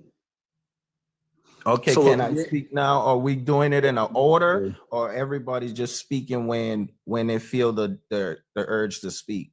Because I don't have a problem. I don't need to mute because I know how I can control my emotions and not speak when somebody is speaking. So I understand what Boss Man is saying. I understand what Dat Boy is saying. I understand what Alexander is saying. I understand what everybody has a point that goes to whatever level of the fight that they're at. So if we don't realize that person is fighting for us and we start fighting amongst each other, it doesn't get anywhere. That was my whole point. So understanding that going back and forth between Boss Man and Dat Boy, I don't understand that when y'all yelling at each other, y'all are just getting points across. I just hear my people yelling at each other. And to me, that's not productive, because two people nobody's listening if two people is talking. So that was my point. It wasn't about how y'all exchange. It was about the fact that I understand when two people yelling at each other, there's nobody listening. But I digress, Diamond. I ain't talked to you in a long time. I wanted to say how you doing and let you know I couldn't stand not saying something when I listen to everybody in my family. Still, all good points. There's a lot of good points here, but still fighting amongst each other. So, but I'll step down. Diamond, you're beautiful. You know how I feel about you. And thank y'all, panel. I hope y'all get it together and understand we need to fight together, no matter if you throwing well, a right. Sir, don't leave out now. I mean, we're about to have like an actual dialogue. Your input would be valuably wanted. Well, and I wasn't yelling. I was telling him to mute up. I was getting when he unmuted because he didn't like something I heard. I was telling him mute up, let me finish, and then mute. The thing about it is, Story,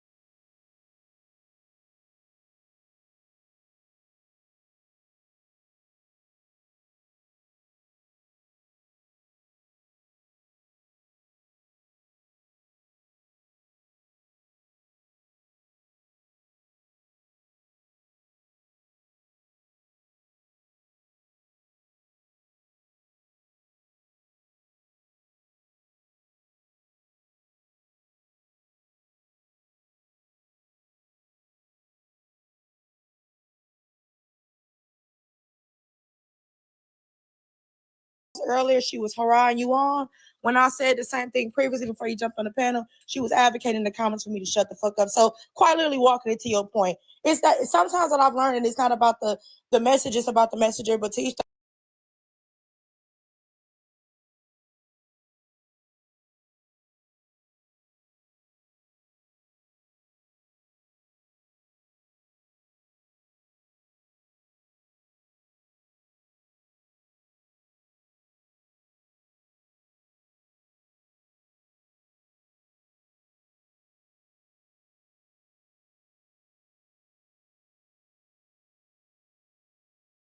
to assume that whenever somebody's octave changes as a Black individual, that they're trying to yell at you or be mad at you. When Boss Man speaks, it's profound, and it's just because he cares about the well-being of Black people. So I would just want to encourage us moving forward in these conversations to let's like dial it back on the tone policing. All right, Alex, I wasn't going at tone policing or what you're saying. I've been Black all my life, so I've dealt with exactly what Boss Man is, what you're saying about Boss Man. My point was, when we're talking at each other and over each other, nothing is heard. It wasn't to attack Boss Man or the other person's conversation. It was that, hey, let's do it in the right way so we can get something accomplished. So that I'm not tone policing or in any kind of way. I'm just sitting back and saying, hey, I don't know any one of y'all from Joe Blow, but y'all still family to me. So if we're going to talk, let's talk the right way and get something accomplished, as opposed to going back and forth at each other and worrying about little nuances about talking when I'm talking. Just understanding if we have a conversation the right way, we can get something accomplished because we're powerful. And that's all I was saying. Okay. And I apologize to Boss Man and whoever else feel like I interrupted them, because I'm not trying to interrupt anybody. I'm just trying to make a point that we all are fighting from different levels. Let's fight together. Man, we know that we like to fight over here. I know that. Like, you kind of like said that you were not tone policing and to describe tone policing. There are no right ways to have these conversations, and I think people should express themselves the way that they want to express themselves. Now, I agree. The over talking is definitely going to overstimulate people, and we're not going to be able to hear one another. But I don't really care if people are yelling, as long as they're fine when I start yelling too. To the Black women in the comment section that keep coming for Alex, y'all can't be the same Black women that claim that y'all was voting for Kamala. Because then y'all get so mad when it's an educated Black woman up here. Like, why are y'all mad at her for being an educated Black woman and expressing herself? It's very weird. And to the ones of y'all that call her masculine in the comment section, we are all Black women. We know that we get hyper masculinized as Black women. Why would you want to perpetuate the hyper masculinization of another Black woman? I don't know. Not in a conversation about reparations. But again, y'all keep on researching on the 5 pillars of reparations, because again, reparations is not just compensation. Again, I cannot stress this enough. Reparations is not just compensation. What the hell is masculine about Alex? Nothing. Shit, y'all must ain't heard Alex in the mother panels. Alex got a sweet voice. It's just over here she be whining. I just think it's just to be mean and be a dark-skinned Black woman. Why are we y'all not y'all not keeping in the stats? Y'all automatically have an aggression. They automatically put aggression towards dark-skinned Black women. I don't know what to tell you. They use it as a jab, bro. Zodiac's right. They use it as a jab. It's not right though. Like when they have a disagreement with a dark-skinned woman, they always bring up either the aggressor or controlling, because they have their points. And I bring it up all the time. A lot of men and women, if you can't argue your points, mute up or drop. Don't degrade them. It's not their fault that you can't keep up in the conversation. But what they'll do is resort to name calling, tearing them down, talk about their shade and all that kind of stuff, because they can't argue their point. I have another thing. If we can't talk about these issues, these isms that are within our community, then how the fuck are we ever going to be able to come together? If y'all can't even admit that some of these things exist, that they exist 100%, then how the hell are we going to be able to come together? That's a point that needs to be added in there. Someone said in the comments they don't do that to Diamond. Yes, they do. Yes, they do. We watching in 4K. And also, shout out to y'all for speaking up for me. I appreciate y'all. Y'all do it to Diamond all the time. The hell, we watching in 4K. The energy, I told Diamond last year, if in certain instances of her getting like bigger or is being in certain spaces, she would get treated a lot differently if she wasn't dark skinned. Let's clock it. It's the truth. Hey, Alexander, did you catch that? That gave you a compliment. Did you catch that? Who did? Wait a minute. So motherfuckers Yeah, be boy, I calling ain't you fooling with him, boss man. I ain't fooling with him. Damn it. But yeah, I just don't know how we are. Motherfuckers then called you masculine as well. But no, he just gave her a compliment. Wow. He said she ain't masculine. She got a lovely voice. He gave her a compliment a few seconds ago. Okay, thank you. I guess. I'm still upset that he voted for Trump. He'll never be on my good side. I feel like you guys are extremely feminine. I don't feel like y'all even be getting out of y'all body, even portraying any kind of male traits at all. Oh my God. I mean, I don't get it either. It's lunacy. Yeah, I'm Donna, really not too big for some women. Okay, For some women. Okay, babe. See you later. All right, send me the Cash App so I can send you a little something. Okay. All No, right. that's right. A man that put his money where his mouth is. I know that's right. Y'all, Diamond knows she dark skinned, y'all. She Yes, ma'am. Send me that cash so I can I'm a send you a dark little skinned something. woman. And I can understand when somebody say that about me because I know how I am. But these two women, I don't get that from them at all. Hold on, y'all. Let me let Keith. Go ahead, Keith. Yeah, can I hop in?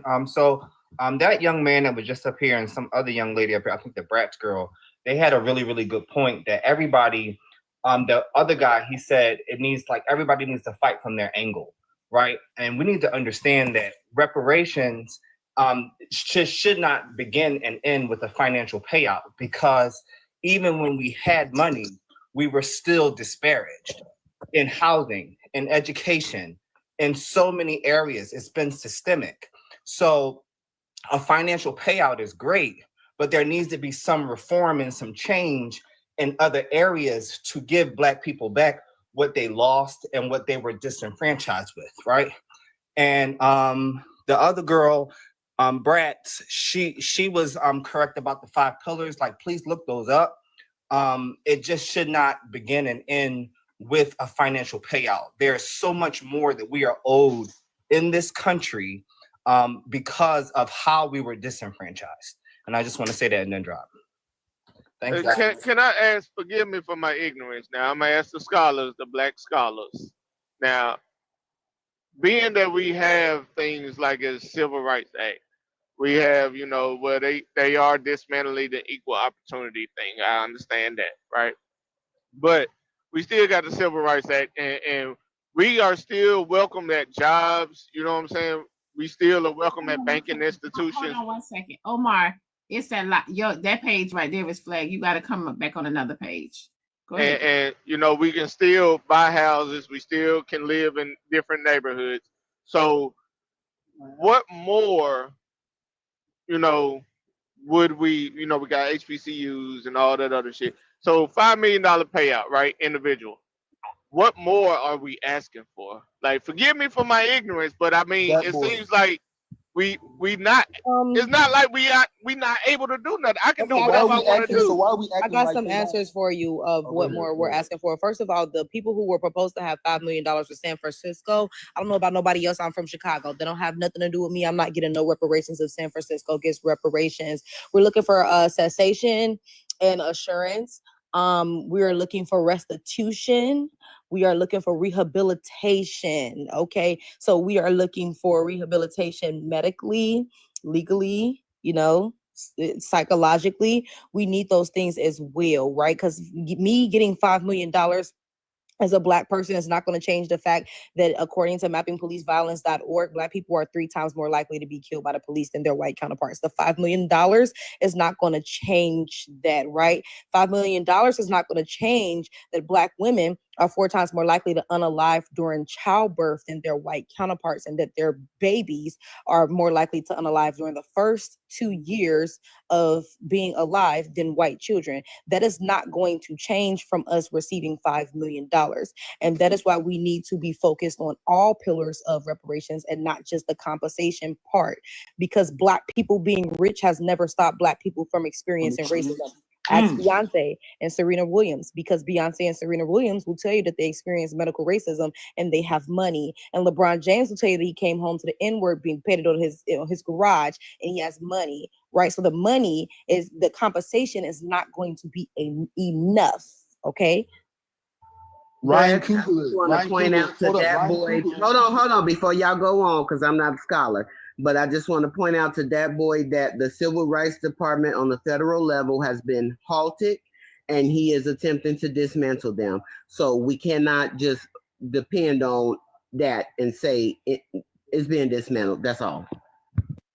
And just because something's written down, like, no, yeah, let's not just, we don't have discrimination, blah, blah, blah.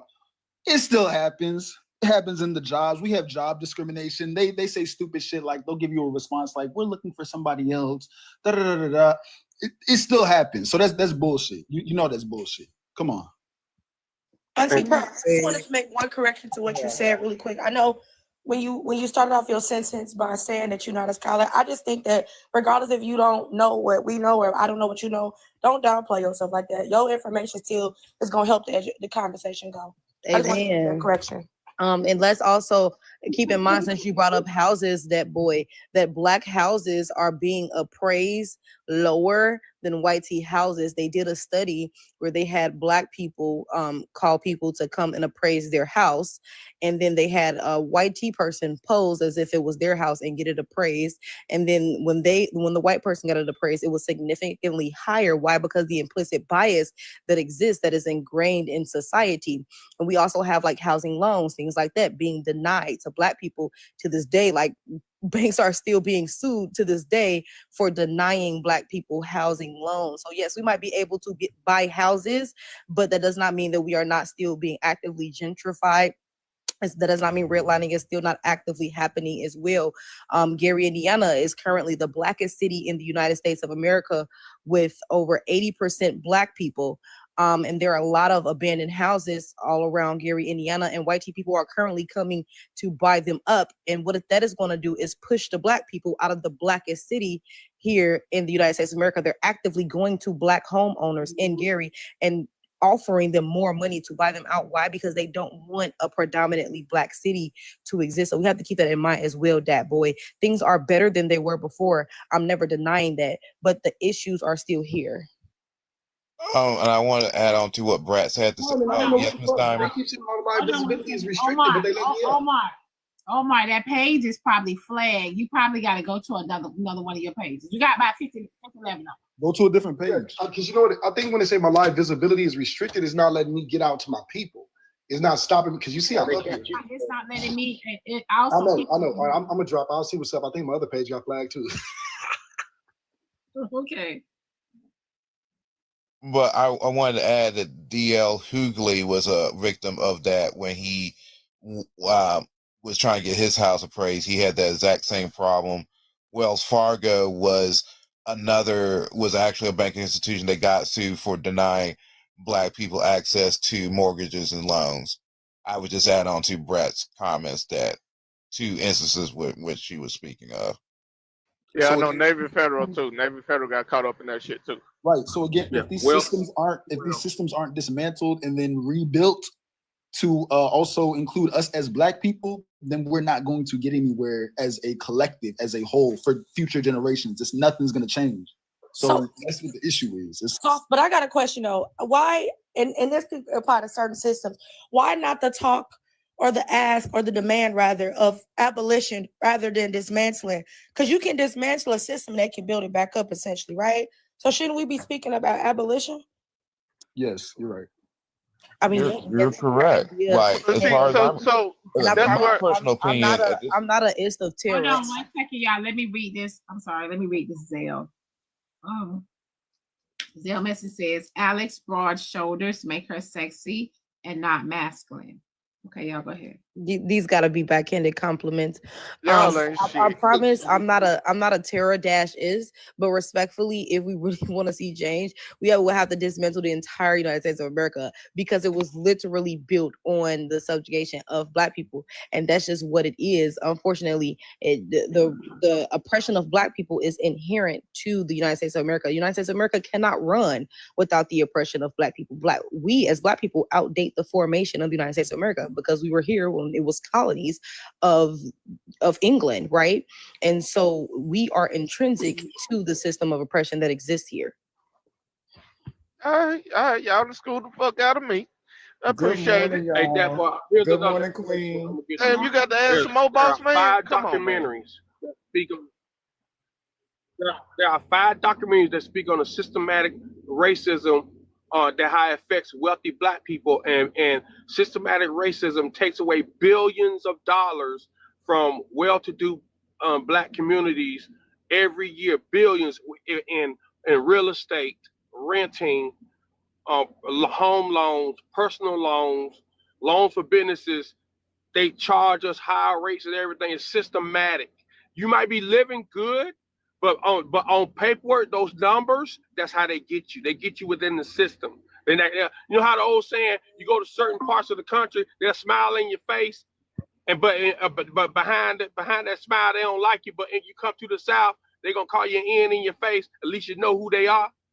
That's how the system is. It was built on crime, because you gotta remember, no matter we all get reparations, they're gonna find ways to milk that money little by little by high interest rates. Wherever you do, they're gonna find a way to milk. That's why you see other communities, when they get their money, they form their own little community like Chinatown. They circulate their money to go against the system, because the system will attack anybody that ain't white. That's the way it's built. That's why people make systems within the system.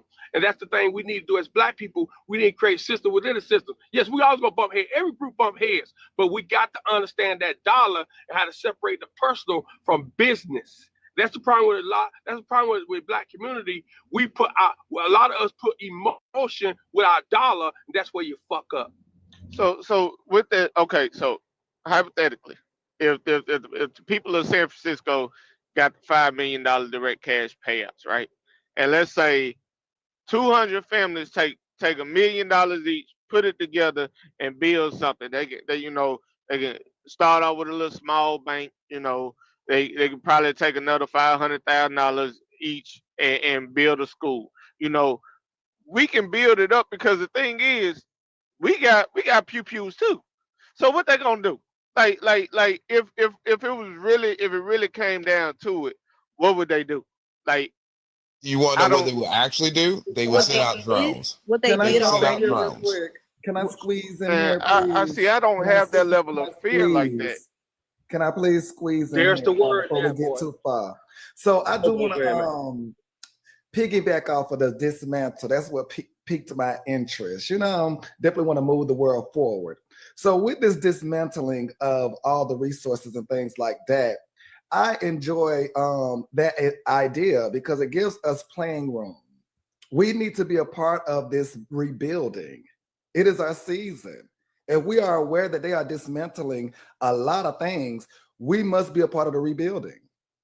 It's 2025. Does that not pique you all's interest as us as a Black community, figuring out ways to be a part of building the new world? It has to be dismantled, rebuilt, and restructured. But they're in the process with our faces included. They're in the process literally of this. Well, I don't know. For me, I don't know. I can't speak for my friends up here, but I will say for me, I'm more of an abolitionist. I'm not really looking to dismantle a system that was never designed for my Black ass, but I will stand behind my brothers and sisters, whether on the panel or down below, if they feel like dismantling will move us forward. At least some change or some progress is better than none at all, but I want it all gone. But the thing is, that's a good point. I agree with abolishing. I just don't know if abolishing is us just shooting for the stars and being unrealistic. Like, I feel like in a perfect world we could get it abolished. But do I think that will ever happen? No. So in the instance that abolishing will never happen, then dismantling will have to be the case. But Minnie, what do you mean by they're in the process of? That's a fair assessment, right? What do you mean? Because currently I know you ain't talking about Trump. I know you're not talking about Trump. You know he is. I'm not talking about him as a whole, but I am talking about some of their. 1 second. Cash App message says, they got me, Diamond. I'll be back on the 14th. Chuck on. They got Omar. No, that's true. Chuck on. Now, what you say, Manny? Because I'm So basically, what I'm saying is, currently, how they're, trying to cause chaos. I think it does benefit us in the long haul. What? Well, because again, with this ideal of dismantling, they're somewhat doing that in a manner. And with that idea, I'm like, okay, us blacks, we do have to be a part of rebuilding. Blacks. I'm only Black saying and that we males, only can Manny? deal with what we Like got. what? Come on, black and males? Okay, I mean, again, y'all just gave pass to some uneducated people, and y'all were just fine. Y'all told them. Okay, go ahead. But We now just I come messing in with here- you, Manny. Go ahead. Okay. Yeah. So again, my information may sound a little differently, but I'm here with the coalition. With that being said, they are trying to, shake up the world, dismantle some things. And I'm just saying, as a black community, we need to be somewhere close to the rebuilding of this world that we're going to continue to live in. That's what I'm basically saying. Like, we have to use their what they think is our demise.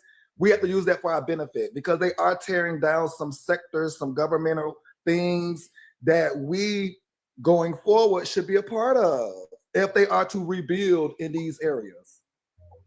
Manny saying they destroying everything now with the mindset of what, at least what they're pushing to us, is that they're tearing it down so they can rebuild it to make things a better America, right? However, we also understand that white supremacy is on the table, and that's what they seem to be keeping tight, okay? But he's saying get in where we fit in and try to be a part of the rebuilding process. I'm just not sure where we're gonna get in and fit in at, because Bro, who's the day that you're Auntie, speaking of? me as well. Day, That's why I Auntie brought it to Pearl, my people. who's the day that, Manny, who's the day that you're speaking of that is essentially trying to rebuild this country to be a better country or greater country, which it never was. But who's the Well, day? we're watching them, do things that we. Are you talking about? per Are you se talking don't- about Trump administration? Exactly, Ooh, Sauce. like, Exactly. At this point, okay. So at this point, we see the world as a whole, so we can take it beyond Trump. I mean, what else we gonna do? What? If we just gonna join the panel every day and just look at like what else we gonna do? Because you over here, what the hell? because you We being are subtle. having You these being subtle with it. You don't conversations. gotta be subtle with us. You could be just direct. What you're alluding to is that you think that we should somehow stand behind the same Well, no, America not that has stand stolen behind, from people, Alex. the same Not stand America behind. that did chattel slavery. You're saying we should try to work with the oppressor because they're trying to make But things we are great again. smarter. So America we're has never been smarter. great. We're smarter, Alex. Now we have to use our education now for our benefit. We're much smarter than we used to be back then. So they can't pull what they used to pull when we was uneducated. We're much smarter now. They still pulling it. They pull it every day. They are still pulling You're it. indirectly but we saying have that we to need to work. You're indirectly saying that we need to work with the Trump administration. That's what I won't be doing that. Not Sorry. Trump just as a whole, but we have to be mindful of what they're doing and have our left and right foot in the good fight. Because if we don't, if we do what we did before, which is sit back, they're gonna build it just how they built it the first time. Problem is they won't even let us get to the table, be able to do any form And that's of. what I'm saying. Even with problems with getting to the table, they're breaking things down. So by them dismantling things, we have to do a lot with that. We have people of color up there, right? And you see Jasmine Crockett, she's on his head, right? But here's the problem. At this point, we're in the direction of having a dictator. And because of that, he feels like he's above the law. His people that are working with him feels like he's above the law. He's already defying court orders from federal judges and telling other people to continue to move the way he told them to move. F what the damn the judge said, right? So now he's already going in that direction, and that's where we're probably gonna stay for a while. And either it's gonna totally destroy us, or they gonna get on track and impeach him out of office immediately? Because I don't understand impeachment. If they even want that to happen in the first place. I have watched two impeachment articles be filed against two different presidents, and it took neither one of them out of the office immediately. So I'm confused as how impeachment even work. At this point, we have the elections that are coming up to put the people, our local representatives, to keep them in the Congress or take them out. I think that's going to be the first step. Well, the problem being is with the process of gerrymandering and everything else, a lot of times your votes don't even count, and they manipulate so they can keep the people they want in power in power. That's been the ongoing problem. But on top of that, if the Democrats really wanted to get things changed out, they would have done it by now. My concern is that they're both working together, colluding together, and just acting like they're working differently, but they're actually colluding together. That's my thought. And even with that impeachment, JD Vance is no better. JD is not any fucking better than Trump. Like, let's be real here. True. And I think you have to then you get rid of Trump, then you got his vice president. Then you had to go through basically a whole line of impeachments to get to somebody that might be worth a damn. So just like you say, Dark Guy, they're acting like they work together. We have to use some of these gems and tools for our to gain the successes that we're looking to gain. The problem being is, even though if we try to do that, right? Because to do nothing, what you're thinking. The thing is, they won't even let us go through the door. They'll show us the chair, but then they'll let us sit at the chair. I'm not assimilating. If that's what you again are alluding to, is because you it's like you talking is like around it. You want us to assimilate so that we're able to, I guess, attain the things that really are owed to us regardless. But as long as we assimilate, we got one more seat at the table. No. I'm sorry. I'm not going out like that. I'm not personal. It is a thin line, yes. And I'm definitely the only time I'm assimilating is when I clock in from, and even when I clock in, that's the only time my black ass is assimilating. Outside of that, because I got to pay my rent and my other bills. But other than that, I'm not going out of my way to actively assimilate to systems that hate my black ass and my ancestors. No, thank you. And that's also part of the POCs to our cause, and then go forth and basically seize the power that is due to us. So that means we collaborate with the Latinos and the Native Americans, because they've been victimized as well as bad as us, and then proceed to go with our unique. Now, Dark, we done told you Latino ain't no race. Huh? We done told you Latino ain't no race. Okay, my bad. But you get what I was trying to say here. You then go forth. Hispanic. Don't say Latino, say Hispanic. I'm gonna keep it Hispanic. We need to stop. Like, we fight for everybody else. We need to fight for ourselves. We need to fight as a the problem being is we can't fight for ourselves and work with others at the same time. Two things can be true at the same time. Great question in the comments. I can't hold you. We stay fighting for other people. We don't fight for our own. Somebody asked a great question in the comments. Who in the fuck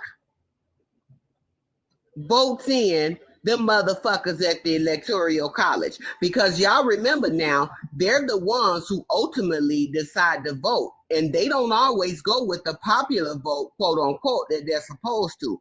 They get to choose at their own. They get to choose that. And Trump was all about taking them out. Okay? But now it worked in his favor for the second time in a row. So I guess he gonna leave them alone. So who the fuck elects them? And who the fuck are these people? Okay, I got a question. I got an answer to that, Pearl. The Electoral College is controlled by your local votes. That's why your local votes is important, because all the high positions locally, from your state legislature, whoever's in charge of your state legislature, the Congress, the state Senate, the governor, anybody that has a high office is part of the Electoral College. So you have a Republican governor. That's your Republican governor came from your local voting. Your Secretary of State, if they're a Republican, that came from your local voting. You control who enters the Electoral College. So your president that you want in there, you must control your local voting. So you got to elect higher up people that coincides with your mindset, because it's all come from your local voting. Yeah, but we Okay, boss man.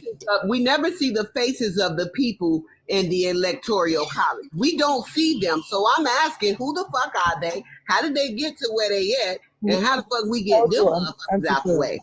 Auntie Pearl, he just told you. But this is my counterpoint. How do you deal with the gerrymandering that's currently happening, where they wind up neglecting the vote and still getting the people they want in?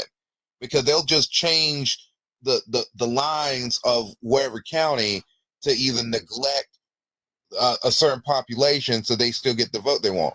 That's the biggest problem. Is gerrymandering in this country has basically made voting almost worthless in the first place. So we need more skin folk in these places. We need more eyes in the places. We need this. It's 2025. We need more. And some of y'all came up here and said y'all didn't vote at all. So like, how's that gonna help? We tried to get. Too, Zodiac. I mean, we got a long way to go. But man, we tried to get more skin folk into these positions. I'm not even arguing that would help, because I have a different view on that. But that's too much to go down. But we tried to get more skin folk in those positions, and we was told that we was only voting for Kamala because she was black and because she was a woman. But we do got to take what we can get to get where we needed to go. I mean, Kamala is a woman, so technically y'all should have just been like, well, thank you for voting, honey. I mean, just get what you got and keep it moving. Well, the first and foremost, Kamala Harris had a handicap from the get-go. Wait, hold on 1 second. I had a question. In the first place, and not wait until the last 6 months. I had a question for Manny though, because we definitely have black women, black men, Asian people, all these different people of color that are in Congress, like Jasmine Crockett or Representative Presley, things like that. So Manny, I do have a question. Like, since you said that they are dismantling things right now, and this is our opportunity, how do you think that we as black people can benefit from the removal of DEI? So I'm not all for the discrimination or things like that. So I do feel like disabled people and all those other people do need the opportunity to be able to live their best life. So for me, I do feel like we all should be granted this American dream. I do. American dream. I mean, we got to use what we got. I mean, I'm in America, so that's when you got to submit your paper at 12 a.m. before the professor. Stop. The tree is a tree because it's a tree because it was. And I'm saying because I don't comprehend what they do. We joke. I mean, again, we love you, Maddie. We love you. Let me clarify my question. So, like, DEI has already been removed, and we have seen like Amazon, Walmart, Target, all of these corporations pull back their diversity, equity, and inclusion programs. And so, what I'm asking is, right, you said that we should jump at the dismantling that's happening right now. How do we as Black people capitalize on DEI being removed? So we as Black people, we have to get in these spaces. We have to promote more of being within the political realm. Okay, thank you, Manny. I too agree with that. I mean, because we can make it so we can dress it up with all these fancy words and lose so many people. But the real of the real is we need to promote, just like we promote our children being doctors and lawyers and all these great things. We need to now push forward and promote them to be in the political realm. I mean, that's how I see the future kind of working out for us, because the less we're there, it's not going to work for us. The more we're there. I think y'all missed me earlier. I don't know. When I asked y'all who is the electoral college, I understand how we garner the votes, right? I get that part. But I'm saying at the end of it all, right, if the people who are sitting in the electoral college, however many people that is, typically they're supposed to go off the popular vote. but we've now seen that they do what they want. So I'm asking, who exactly are those people? I know how the votes are garnered. Okay, so y'all hold on. Let me read this message. Remember, DEI not only affects the POC, but also YT women and veterans. And many pulled a Trump and avoided the question. Laugh out loud. Well, it's because we have to really dial it back. So the more time that we spend trying to pull out the things that are really not needed, we need to be focusing more on just getting right to the crust of it all. We need to promote our children, who are the young people, into these local, state offices. We have to. That's the only way. On top of us buying more in our communities. So it's a lot of things that we must do at some point. Now, we could yap about it all year long, but we have to put in some action at some point. I don't think that there's anything wrong, Manny, with us doing that, but I think it's like Brax was saying, well, Jasmine's stand on their neck because she don't play no games. But I think the problem is there has to be a certain priority before we get there, and that's education. When you got folks that their children are not teachable in the schools, you got more educators stepping back, school psychologists stepping back, whatever the situation is. A lot of folks are not having children, number one, for the right reasons. Number two, when the children do get here, they feel like they can't be told anything. And then some of these adults, my age on up, it doesn't matter, feel like they can also be teachable. So before we can jump all the way to the end goal, we got to start with the basics, and that's education. That is true. Amen. And man, go ahead, Brad. No, you're fine, boss man. I want to speak to Manny and Pearl. Pearl, your question is like, I explain it again, but I'm explaining it this way.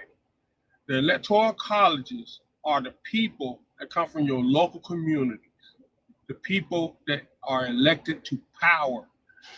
All electoral college representatives are people of power from the local standpoint. So thing about it is, and this coincides with Manny's conversation too, you have to stay on a case. The problem with the Black community is we'll send people up there and forget about them. We don't stay on their ass with emails. We don't come to the city council meetings when they do come from DC, come back home to let us know what they're bringing home. Because it's their job to go out there and bring funding to our communities, to represent their communities. We don't stay on their ass. Them YT folks over there stay on their ass, and whoever they elect. And when they do the electoral college, they let them know, when that vote come to you, you're one of our representatives, you better vote for us, vote for the right president. You got to stay on their ass. That's the problem. That's the key. We are sending somebody up there, and a lot of Black folk like tokenism.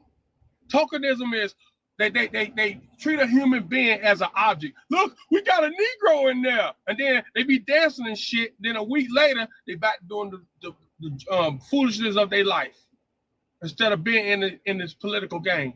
And we got to teach our children when they come up, get 18, we should be schooling them while they're teenagers about, you about to be 18, son. I'm not trying to slow down your life, but you got to know what's going on around you, what kind of laws is surrounding you too. You know, teach your children what real life is. Besides working, fucking, and eating, you still got to know how you're going to maneuver through this system you live in. Hold on, let me read these Cash App messages. Hold tight. In the words of Manny, we great America. Oh shit.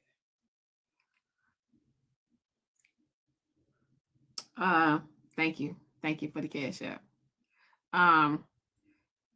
Cash App message says Manny views is dated and historically hasn't worked. Okay, y'all go ahead. Well, let me say this part. What's dated is, in the Black community, we have this thing where we don't even talk about politics. That's what's dated, okay? So had we not done that for all those facts, man. That's fact. Had we not done that for all those generations, we wouldn't be having this outdated talk now.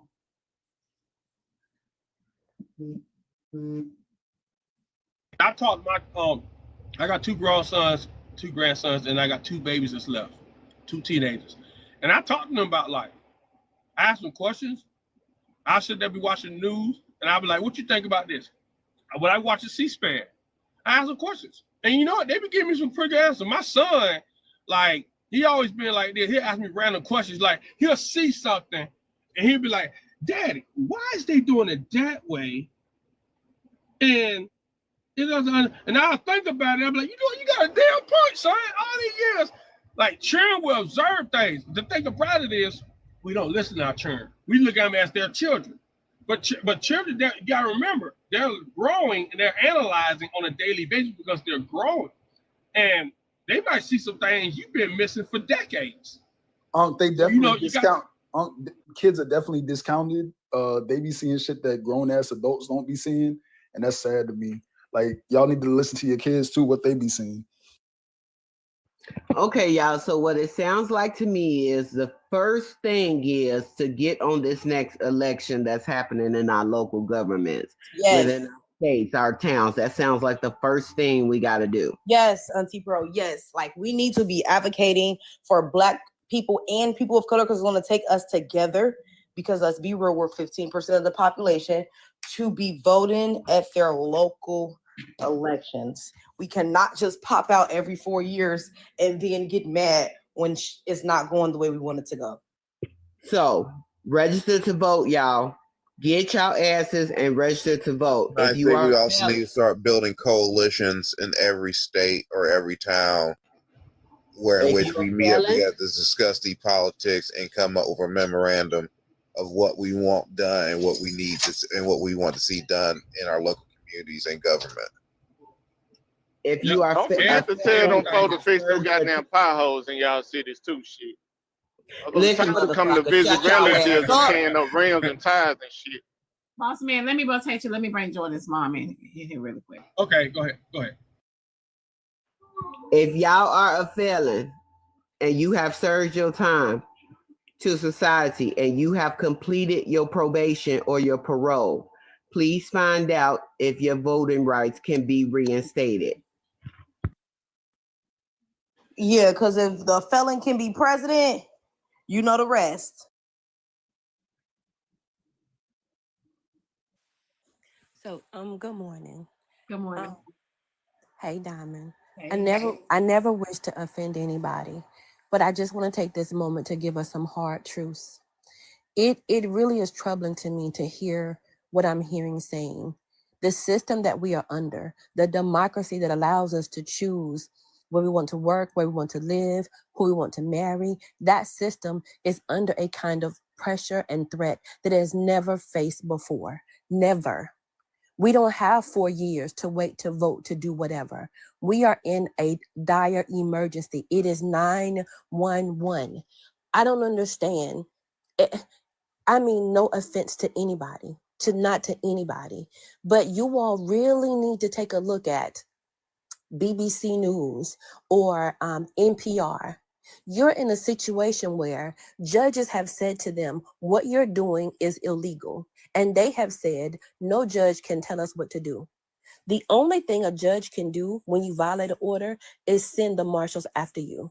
These people have said, they told the marshals, do not come. Do you all not understand what that means? It means that they have decided that they are judge, jury, and everything. The Department of Education is the next thing on the list. Every person who is now either in debt to the federal government through student loans or who is currently in school runs the risk of getting kicked out of school because they can't pay for it. Our kids who are now trying to get their education, they're going to make sure that only the children who look like them are going to get the monies. Our babies at 4 years old who are in pre-K and kindergarten, those programs are going to be done away with. It's as if we're not.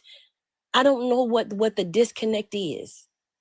The lunch program that feeds our kids in elementary school is largely funded by the fact that pre-K kids go there. They get extra dollars to feed these children wholesome meals. Some of those kids, that's the only wholesome meal that they get.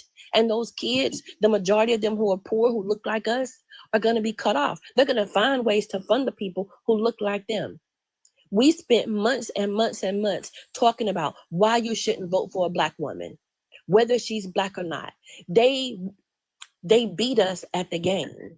We took the shiny object. We talked about the stuff that didn't matter. And in the meantime, they were plotting. Do you all not understand? The USAID building that they have stripped of its employees, that they have stripped of its funding, that they have shut down. The reason they went after it is because this company revealed that Musk used his Starlink satellite. He shut it down so Ukraine couldn't communicate. That is interference with an active war. You all don't seem to understand the magnitude of what you're dealing with. When we say dismantle, it means just like Gaza. What we know to be democracy will no longer be here. And there is no seat at their table with the white men. There is no seat. 1 second. Let me read this message. What community do y'all live in? My Black community talks about politics every day. Y'all need to catch up and get active. We've been putting in the work. 911 without understanding how to change a policy is yelling fire in a crowded building. Was Jordan's mom done or no? Because if she's not, I'll wait. I'm sorry. This is my last point. I'm not here to preach to anybody. I'm just here to sound the alarm. There's a level of urgency that is here in this moment. We need to figure out something to do. We haven't even figured out how to keep our coalition, just this Diamond Coalition, together if TikTok gets shut down. We're behind the 8 ball, and we got to do better. I agree, Jordan's mom, with everything that you said. It's always about what we talk about with code. To the Cash App message, though, about 2 weeks ago, I had spoke to not a lot of individuals at times understand what a political home looks like. So what we may understand, other people don't. That's why we're here to teach them. I wasn't always well versed in some of these conversations. Somebody had to grab my hand, you know what I'm saying, and do their big one with educating me. So I mean, if you know so much, and I don't mean this in a rude way, then pass that knowledge on to somebody else. Because we not on code as a community, and it's actually out of control. It's worse than ever. At least back then, it was more on code. That's why that video I made, y'all gotta stop saying y'all not your ancestors, because you're nothing close to them. They actually was putting the work in, for real. Can I go right quick? My state governor is calling for a state of emergency because his fear is that the food program being gone away from the schools is a danger to us. So I will say our governor, he acting a fool for real. So let me say something else to you all. Are you all aware that the National Institute of Health, the CDC, have been prohibited from giving you all updates about the bird flu, about regular flu, about any of these things? Yes. Hold on. Did you all also know that in the state of South Carolina, in the state of Georgia, there's now a crisis? There's so many teachers out that they can't fill the slots, not because the teachers have quit. Everybody's sick. So you have an epidemic of that sort, but it's not being reported in the news. Do you know why? Because the big news entities are all owned by these billionaires. It's in their interest to keep you uninformed, because if you are uninformed, then this illness can wipe out whoever they want to wipe out. We're not seeming to understand. One time I asked my father about something. This man had done something, and I asked my father about how does somebody commit a crime like that? And my father said, you will never understand because you're not capable of that kind of viciousness. That's our problem. We keep judging them by our yardstick, by our metric. We are kind, caring people. They are not. They will annihilate you at the blink of an eye. And you keep thinking that they're your fucking friend. Black people, I'm gonna tell y'all something right now. For all of y'all that's got kids and stuff in school, because see, this is what Black people do. We always resourceful. We gonna have to get up. We gonna have to start going to these schools, taking donations and shit from motherfuckers that got it, and make sure these kids get fed in our community, in the schools that are in our community. We gonna have to be resourceful. If this is how they gonna get down, we got to figure out a way to make sure these kids is eating. One of the things that Jordan's mom pointed about Black people being so forgiving and them not being afraid to get crazy like they do or be the savages that they are. And I feel like, y'all might disagree with me, but I feel like Christianity has a lot to do with too, the whole turning the other cheek. Good morning. And because that is one of the main, I think it's what I see Black people collectively, I guess it's attaching themselves to is Christianity. The whole, we can't be like them. Growing up, I heard so many of my elders, even in the face of racism, they were justified by just being like, well, they just don't know no better, or you can't fight evil with evil, turn the other cheek. And that's, you know what? As far as I got y'all. I'm sorry, me personally, I don't give a damn about none of that stuff. I'm not looking to be nice to them, friendly to oppression, and friendly to racism. It gets you nowhere. Alex, I don't disagree with you, dear. I don't. We can't, but in this moment, my energy isn't there. I wanted to answer Miss Pearl's question. Miss Pearl asked about the people who on the Electoral College. Miss Pearl, I'm not aware of a time when the Electoral College has ever gone against the popular vote. It is possible. You ask, who are these people? In every state, each party has what they call delegates. Those delegates are picked based upon their service to that particular party and their tenure. They're regular people, sometimes a teacher, sometimes a fireman, sometimes a nurse. But they're people who participate in the process, and then over time, you get promoted. I want to say this to you all. I think I told the story one time before, Diamond. I thought I had moved up in the party, and I thought I was somebody. You know, I had done my little work or whatever. I'm assigned my little area. But let me tell you something. In the previous election, not the election before that, we had a runoff. When I went to the runoff, I had to have an escort. A state trooper escort me. I had to have them rent me a car. Do you all know why? Because I was the only Black woman in that space. And the threats and things that I got. So when you tell people what they should do, we have to be prepared to protect the people who are willing to put their life on the line for us. There was nobody protecting me except that state trooper. And he was white. So the Jasmine Crockett's and all these people, do what you can to fortify those people. Create a safe space around them, because I promise you, they are coming for them. Because they're our only means to find any sort of solution. I have one question. Go ahead. Why do we always talk about rebuilding but never talk about why it keeps happening to us, and why do we have to keep rebuilding? Good morning, Flag. Hi, Alex. So repeat the question one more again.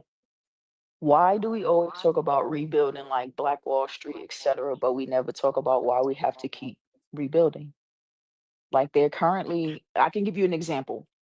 For example, we always talk about Black Wall Street, but we always face destruction every single time historically and even today, right? So currently in South Carolina and Buffalo, they're overtaking Black communities as we speak.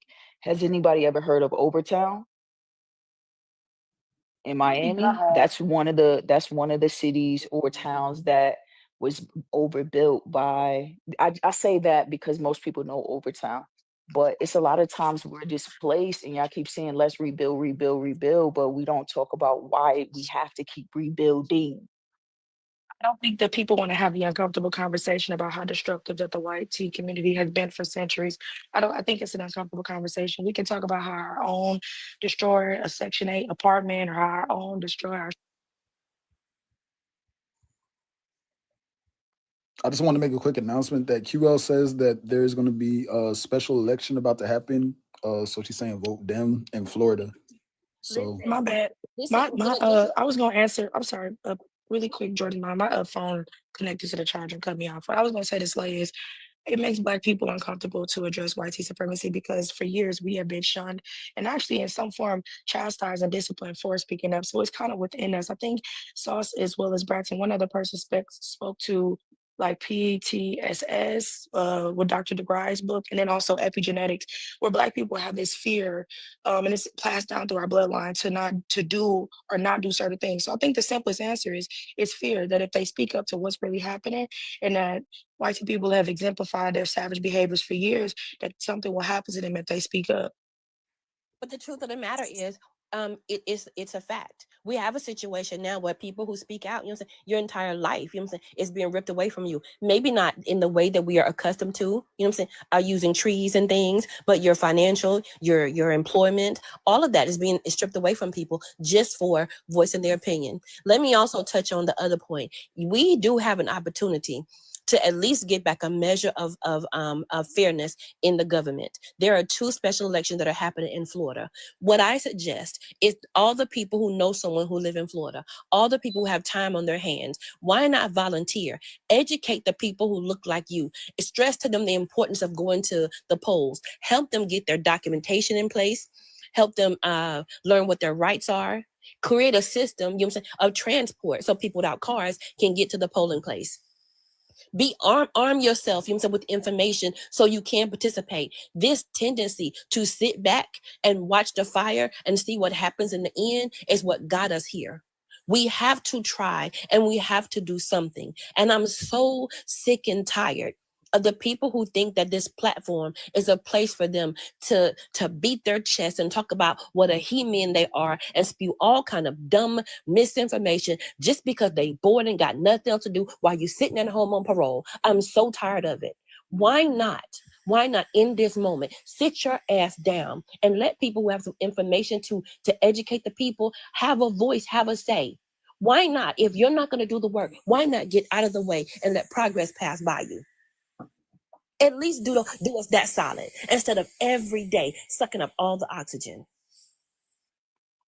Can I say, I would also say that Black people settling for less is another reason why we're in the position that we are in today.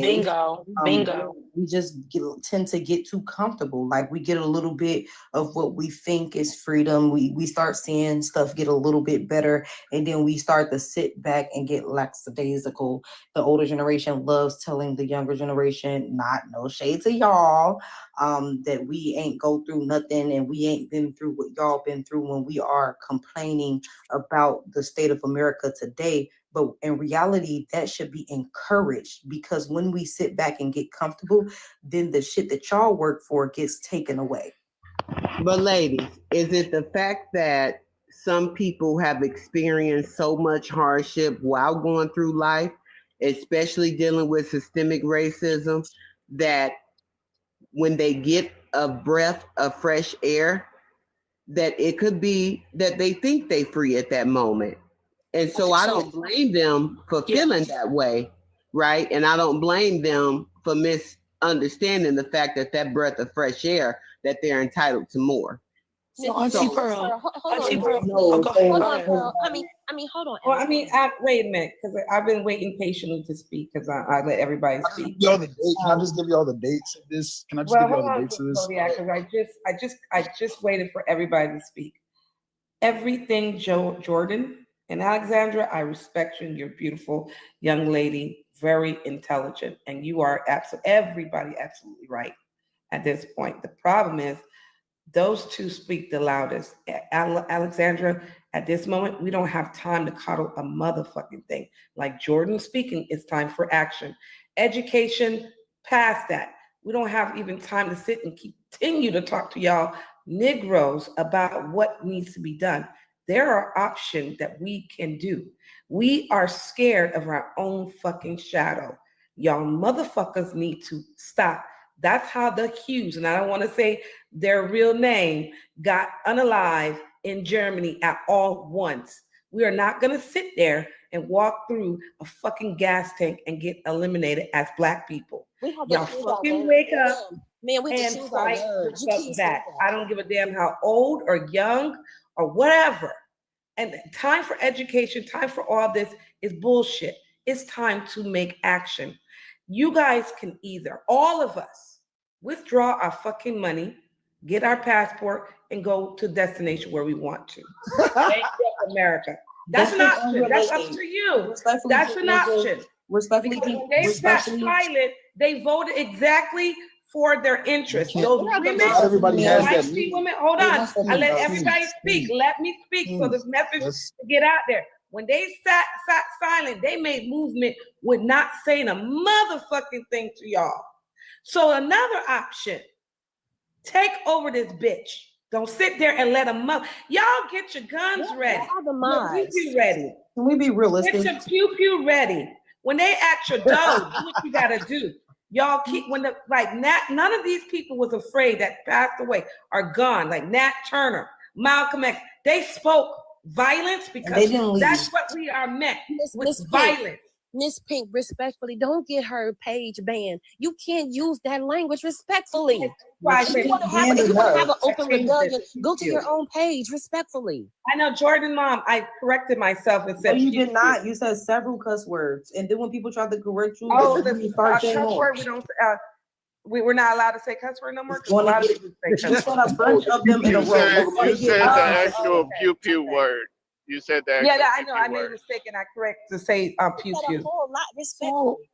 Okay, we're not gonna sit here and fight each other, but I correct myself. Okay, and I want to say in response to that just comes from a place of privilege. Not everybody has the funds to just jump up, grab a passport, and leave. Also, my ancestors did not run away from the land that they built. I see no point in me running away from the land that my ancestors built. To each his own. There are several countries in Africa that offer citizenship to Black people upon arrival. So I think that's a beautiful thing. And if you have the opportunity to do such, absolutely do it. But keep in mind that not everybody has that opportunity. And this is still a country that our ancestors bled on, right? And on the formation of this country. And so I personally will not be running. Also, Trump literally is causing all these plane crashes because he decided to get rid of the air advisory. I just don't think it's that safe to grab a passport and fly. But again, to each his own. I did want to clarify. I did want to clarify. I understand, Pink Ninja. That's why I said I understand where you're coming from. It's just not a reality for everybody. I do want to clarify because some people was offended about my statements earlier in regards to the older generation and what they said to the younger generation. So I'm just gonna try to help y'all out. When 1865 came around and the slaves were freed, and they went on to have children that never became slaves, they then told those children, stop crying about the Jim Crow because that's nothing. You haven't been through anything. I was a slave, right? And then when we get the civil rights movement and we are having Jim Crow being rolled back and we're in the new Jim Crow era, we have the people who were alive during the Jim Crow era saying, you haven't been through anything. Stop crying about what's going on. You should be happy. And so that continues on and on, right? It's not everybody. I'm not making a claim that all older people are telling, like Gen X, telling millennials, you ain't been through nothing, stop crying. And some millennials telling Gen Z, you ain't been through nothing, stop crying. My point was that we should continue to encourage Black people in every generation to keep fighting no matter how much better we think things got, or no matter how much worse the other generation before us had. My point was not to make digs at older people, okay, guys? Thank you. Hey, can I speak to what Alex Hold said? on 1 second. I do have a lot of I have one thing to say, please, if I could, and then I'm gone. I want everybody here who thinks that you can get an appointment to get a passport, go try and make an appointment. You have not been able to get an appointment for a passport since January 21st. Go try it yourself. There is something going on that you can't get an appointment to get a passport. What do you think the reason could possibly be? I got my passport December 26th. And didn't come till like January something, but yeah. You can't get an appointment. Yeah, you can't get a passport. To even you can't download the application. Go try it. For all of you who think that we come up here and we tell you this stuff just for our health, go try to download a printable application for a passport and see what the site tells you. It even tells you that the site is down for maintenance. Go try it yourself. For all of you who think that we're just fear mongering and just telling you. Goddamn Diamond trying to talk. I'm sorry, I didn't see you. My apologies. And who you hollering at, sir? Y'all need to be looking at y'all phones. No, my bad. I'm sorry. I don't know, Georgia. Some people are saying no, it's not down. Some people say you go to the post office. Cash App message says, Instagram, please. Okay. Check. Oh, that shit gonna be long. Cash App message says free school lunches are the only food kids meet. Cash Out Message says Jordan is facing the direction of action needed for change. I think that's what they was trying to fit in. Instagram message. I meant to send you. Okay.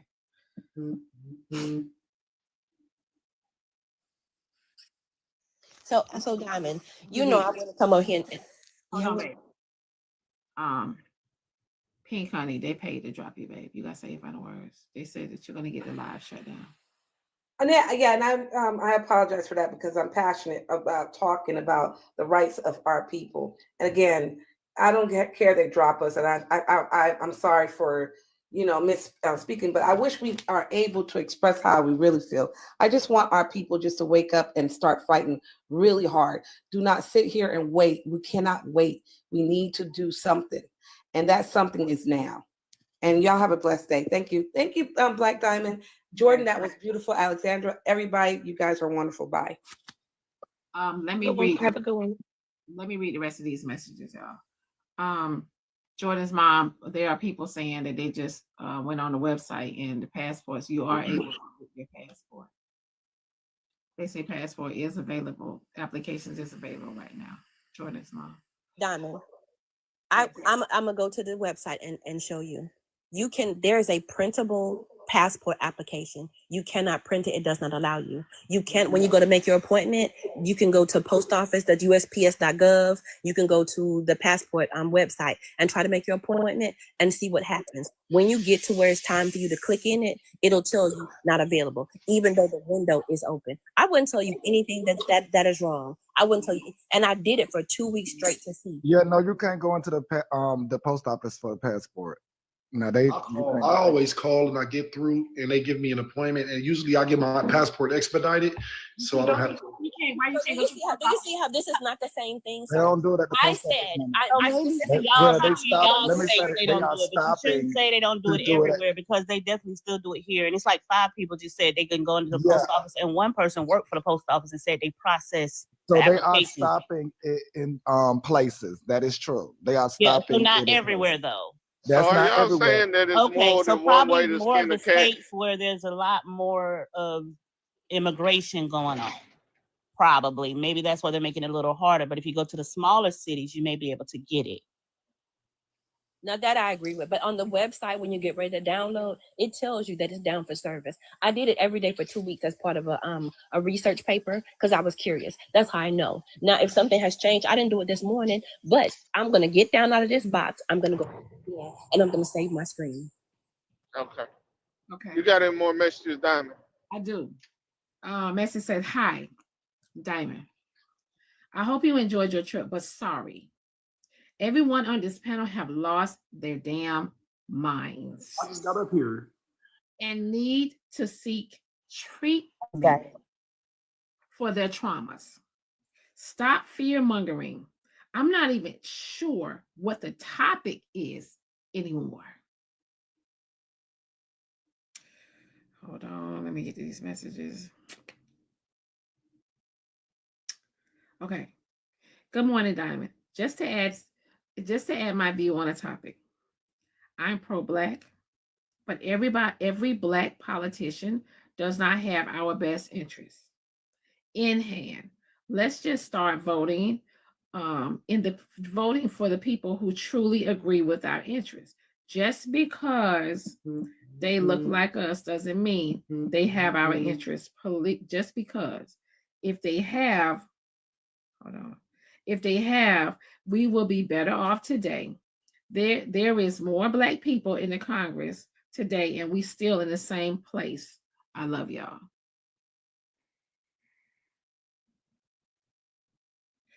Go ahead, y'all. I just wanted to say, Hold on. I want to respond to Alex. What Alex said earlier. Alex, you mentioned you think the way it is because of Christianity. Hold on. Now, Alex. Let me read. I got it. Oh, okay. Read this message. I forgot about this one. Pink Ninja, go on your own page and be passionate. Okay. So Alex, when you mentioned Christianity, I do got to say this. I've attended a lot of YT churches, a lot of them for years. Okay. That just is what it is. The way I was brought up. But the thing is, those churches, they buy land and they set up pew ranges and they practice and they advocate for two-way. They really do. They advocate for all their members to, practice two-way. That's a cult. So, no, not necessarily a cult, but at the same time, I feel like black churches could do the same thing. They also preaching, the whole forgiveness and turn the other cheek, but it is a limit to that. And I'm just saying that. What is the relevancy? Listen, y'all, and we did it. What do we need a range for? Because what is going on? What do we need a range for? So let me say. Alex was saying she thinks that. I feel like she was saying that she thinks that we're kind of soft and lenient because of the churches, and I believe that too. I truly do, especially in the black community, because our churches all they want to tell you is, hey, forgive everybody. She's speaking about historical context, though, that boy. Like, she's speaking about historical context, and how the Bible was quite literally used to help enslave us and distract us. Like, this is historical context here, not just the Bible in general and Christianity. Oh my Lord. I got that part. That's what she was talking about. You don't get that point because that's what she God. Hey, I'm just gonna drop and let y'all have it. I'm gonna let y'all whine and complain because it seems like y'all the only ones that know anything about anything. Why was it all white churches did? Why was it all white churches? Because that's the way I was brought up. Right. And that's why you think we whine and complaining because we blackity black nigga. Nah, I don't think y'all whining and complaining because y'all blackity black. I can agree with that now. It just seemed like on some real shit. Y'all are capable of doing a lot of shit. It's more than one way to skin a cat, and that's how I feel. If one financial institution tell me, "Hey, I'm not gonna give you a loan," guess what? I got 100 other ones I can try. Somebody gonna tell me yes. No, listen, let you me know what I'm saying? Like the way y'all be making it seem like everybody and their mama gonna tell y'all no, and that's just what it is. It's more than one way to skin a cat. If one job tell you, "Hey, well, we look different," you know what I'm saying? Okay, cool. Go to the next job. Hey, y'all really be up here acting like y'all have no opportunity Let ever. somebody else talk. Let me explain it to you. That is not what is being said. What is being said is that they gotta get replaced. They use all sorts of religion, not just Christianity. People can use the word against you. We all seen the book of Eli. What was he trying to get the book for? So he could control people. So people go interpret things the way that they want to, and some people will let that shit suppress them. Some people will let it uplift them. You get what I'm saying? That is not what she was talking about. And if black people did what you was talking about, as far as in our churches, with the pew ranges and all this shit, they're going to say it's a cult. So y'all got to quit. I don't like it when our own people try to act like there's not differences when black people do some shit. When black people do some shit, it ain't cool until somebody else come in and they fucking take it from us and do it. Just like what? They was trying to say Bantu knots or fucking Chanel knots. They tried to call the lemonade braids, you know what I'm saying, our cornrows, some shit with Kim Kardashian did. Y'all got to cut the bullshit out. And that'd be the problem that the young people like Zodiac, Alexandria, and Blaqqdiamond talk about. And I agree with that because I listen to the younger generation that's under me. We try to act like we don't fucking know and like we dumb. We know what is being said. That right there, it shows that you're not with your people just because you want to be right. It ain't nothing wrong. There's nothing wrong with being wrong or right. But if this person point makes total sense and it's going to lead us in the right direction, fuck it, we rolling with it. And that's what we talk about, black people staying on code. We have to be on code, bruh. You know what I'm saying? And then it's not understood until a motherfucker get up here and we call each other bitches and each man and women bitches and niggas and all this shit.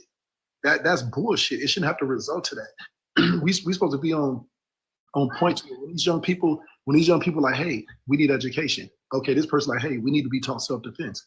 We need to bring that shit together instead of motherfuckers just fighting against it because they don't feel that. Ooh, okay, so I just wanted to hold on. So I just want to say this. I just wanted to announce the special elections.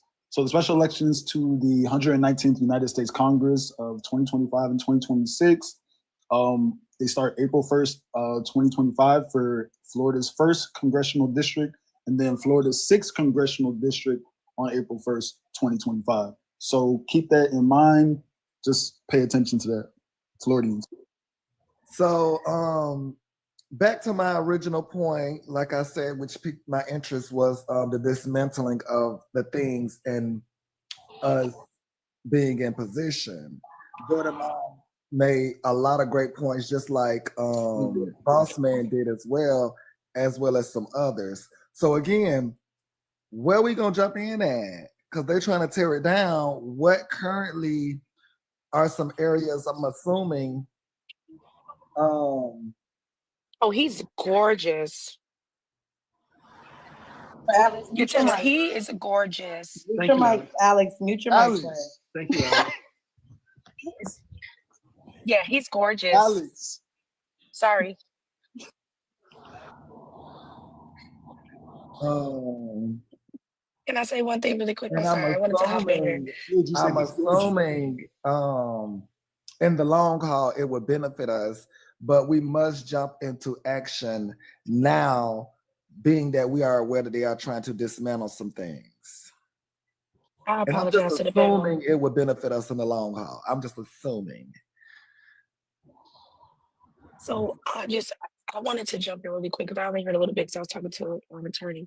Listen, my bad, Diamond. I really didn't know I was unmuted. But when it comes to y'all asking questions like why should we teach our children to protect themselves and reuse pew-pews or any question like that, it blows my mind because like literally they're teaching their children. So it's not okay to have your children out here not understanding how to protect themselves because once again, we feel like if we as Black people protect ourselves, we doing ourselves a disservice because we don't want to connect ourselves to violence. Let me tell you something. If somebody tried to paint the picture that Black Americans are so violent and all we do is violence, you know what I'm gonna do? Did you already got it in your mind? Let me make sure I go arm myself because I'm damned if I do and I'm damned if I don't. So I will be teaching my future children, if I do choose to have them in this economy, how to protect themselves. And I don't care about what nobody in my family got to say about teaching my children how to aim because they're teaching their children. Lastly, to that boy, I didn't hear fully what you said because I, again, go step aside. But in terms of these churches and all that other stuff, they put Christianity and violence together. And that's why I've stepped away some from Christianity. I still love God, but I don't love the way that a lot of people try to justify their bad doings and their bad behaviors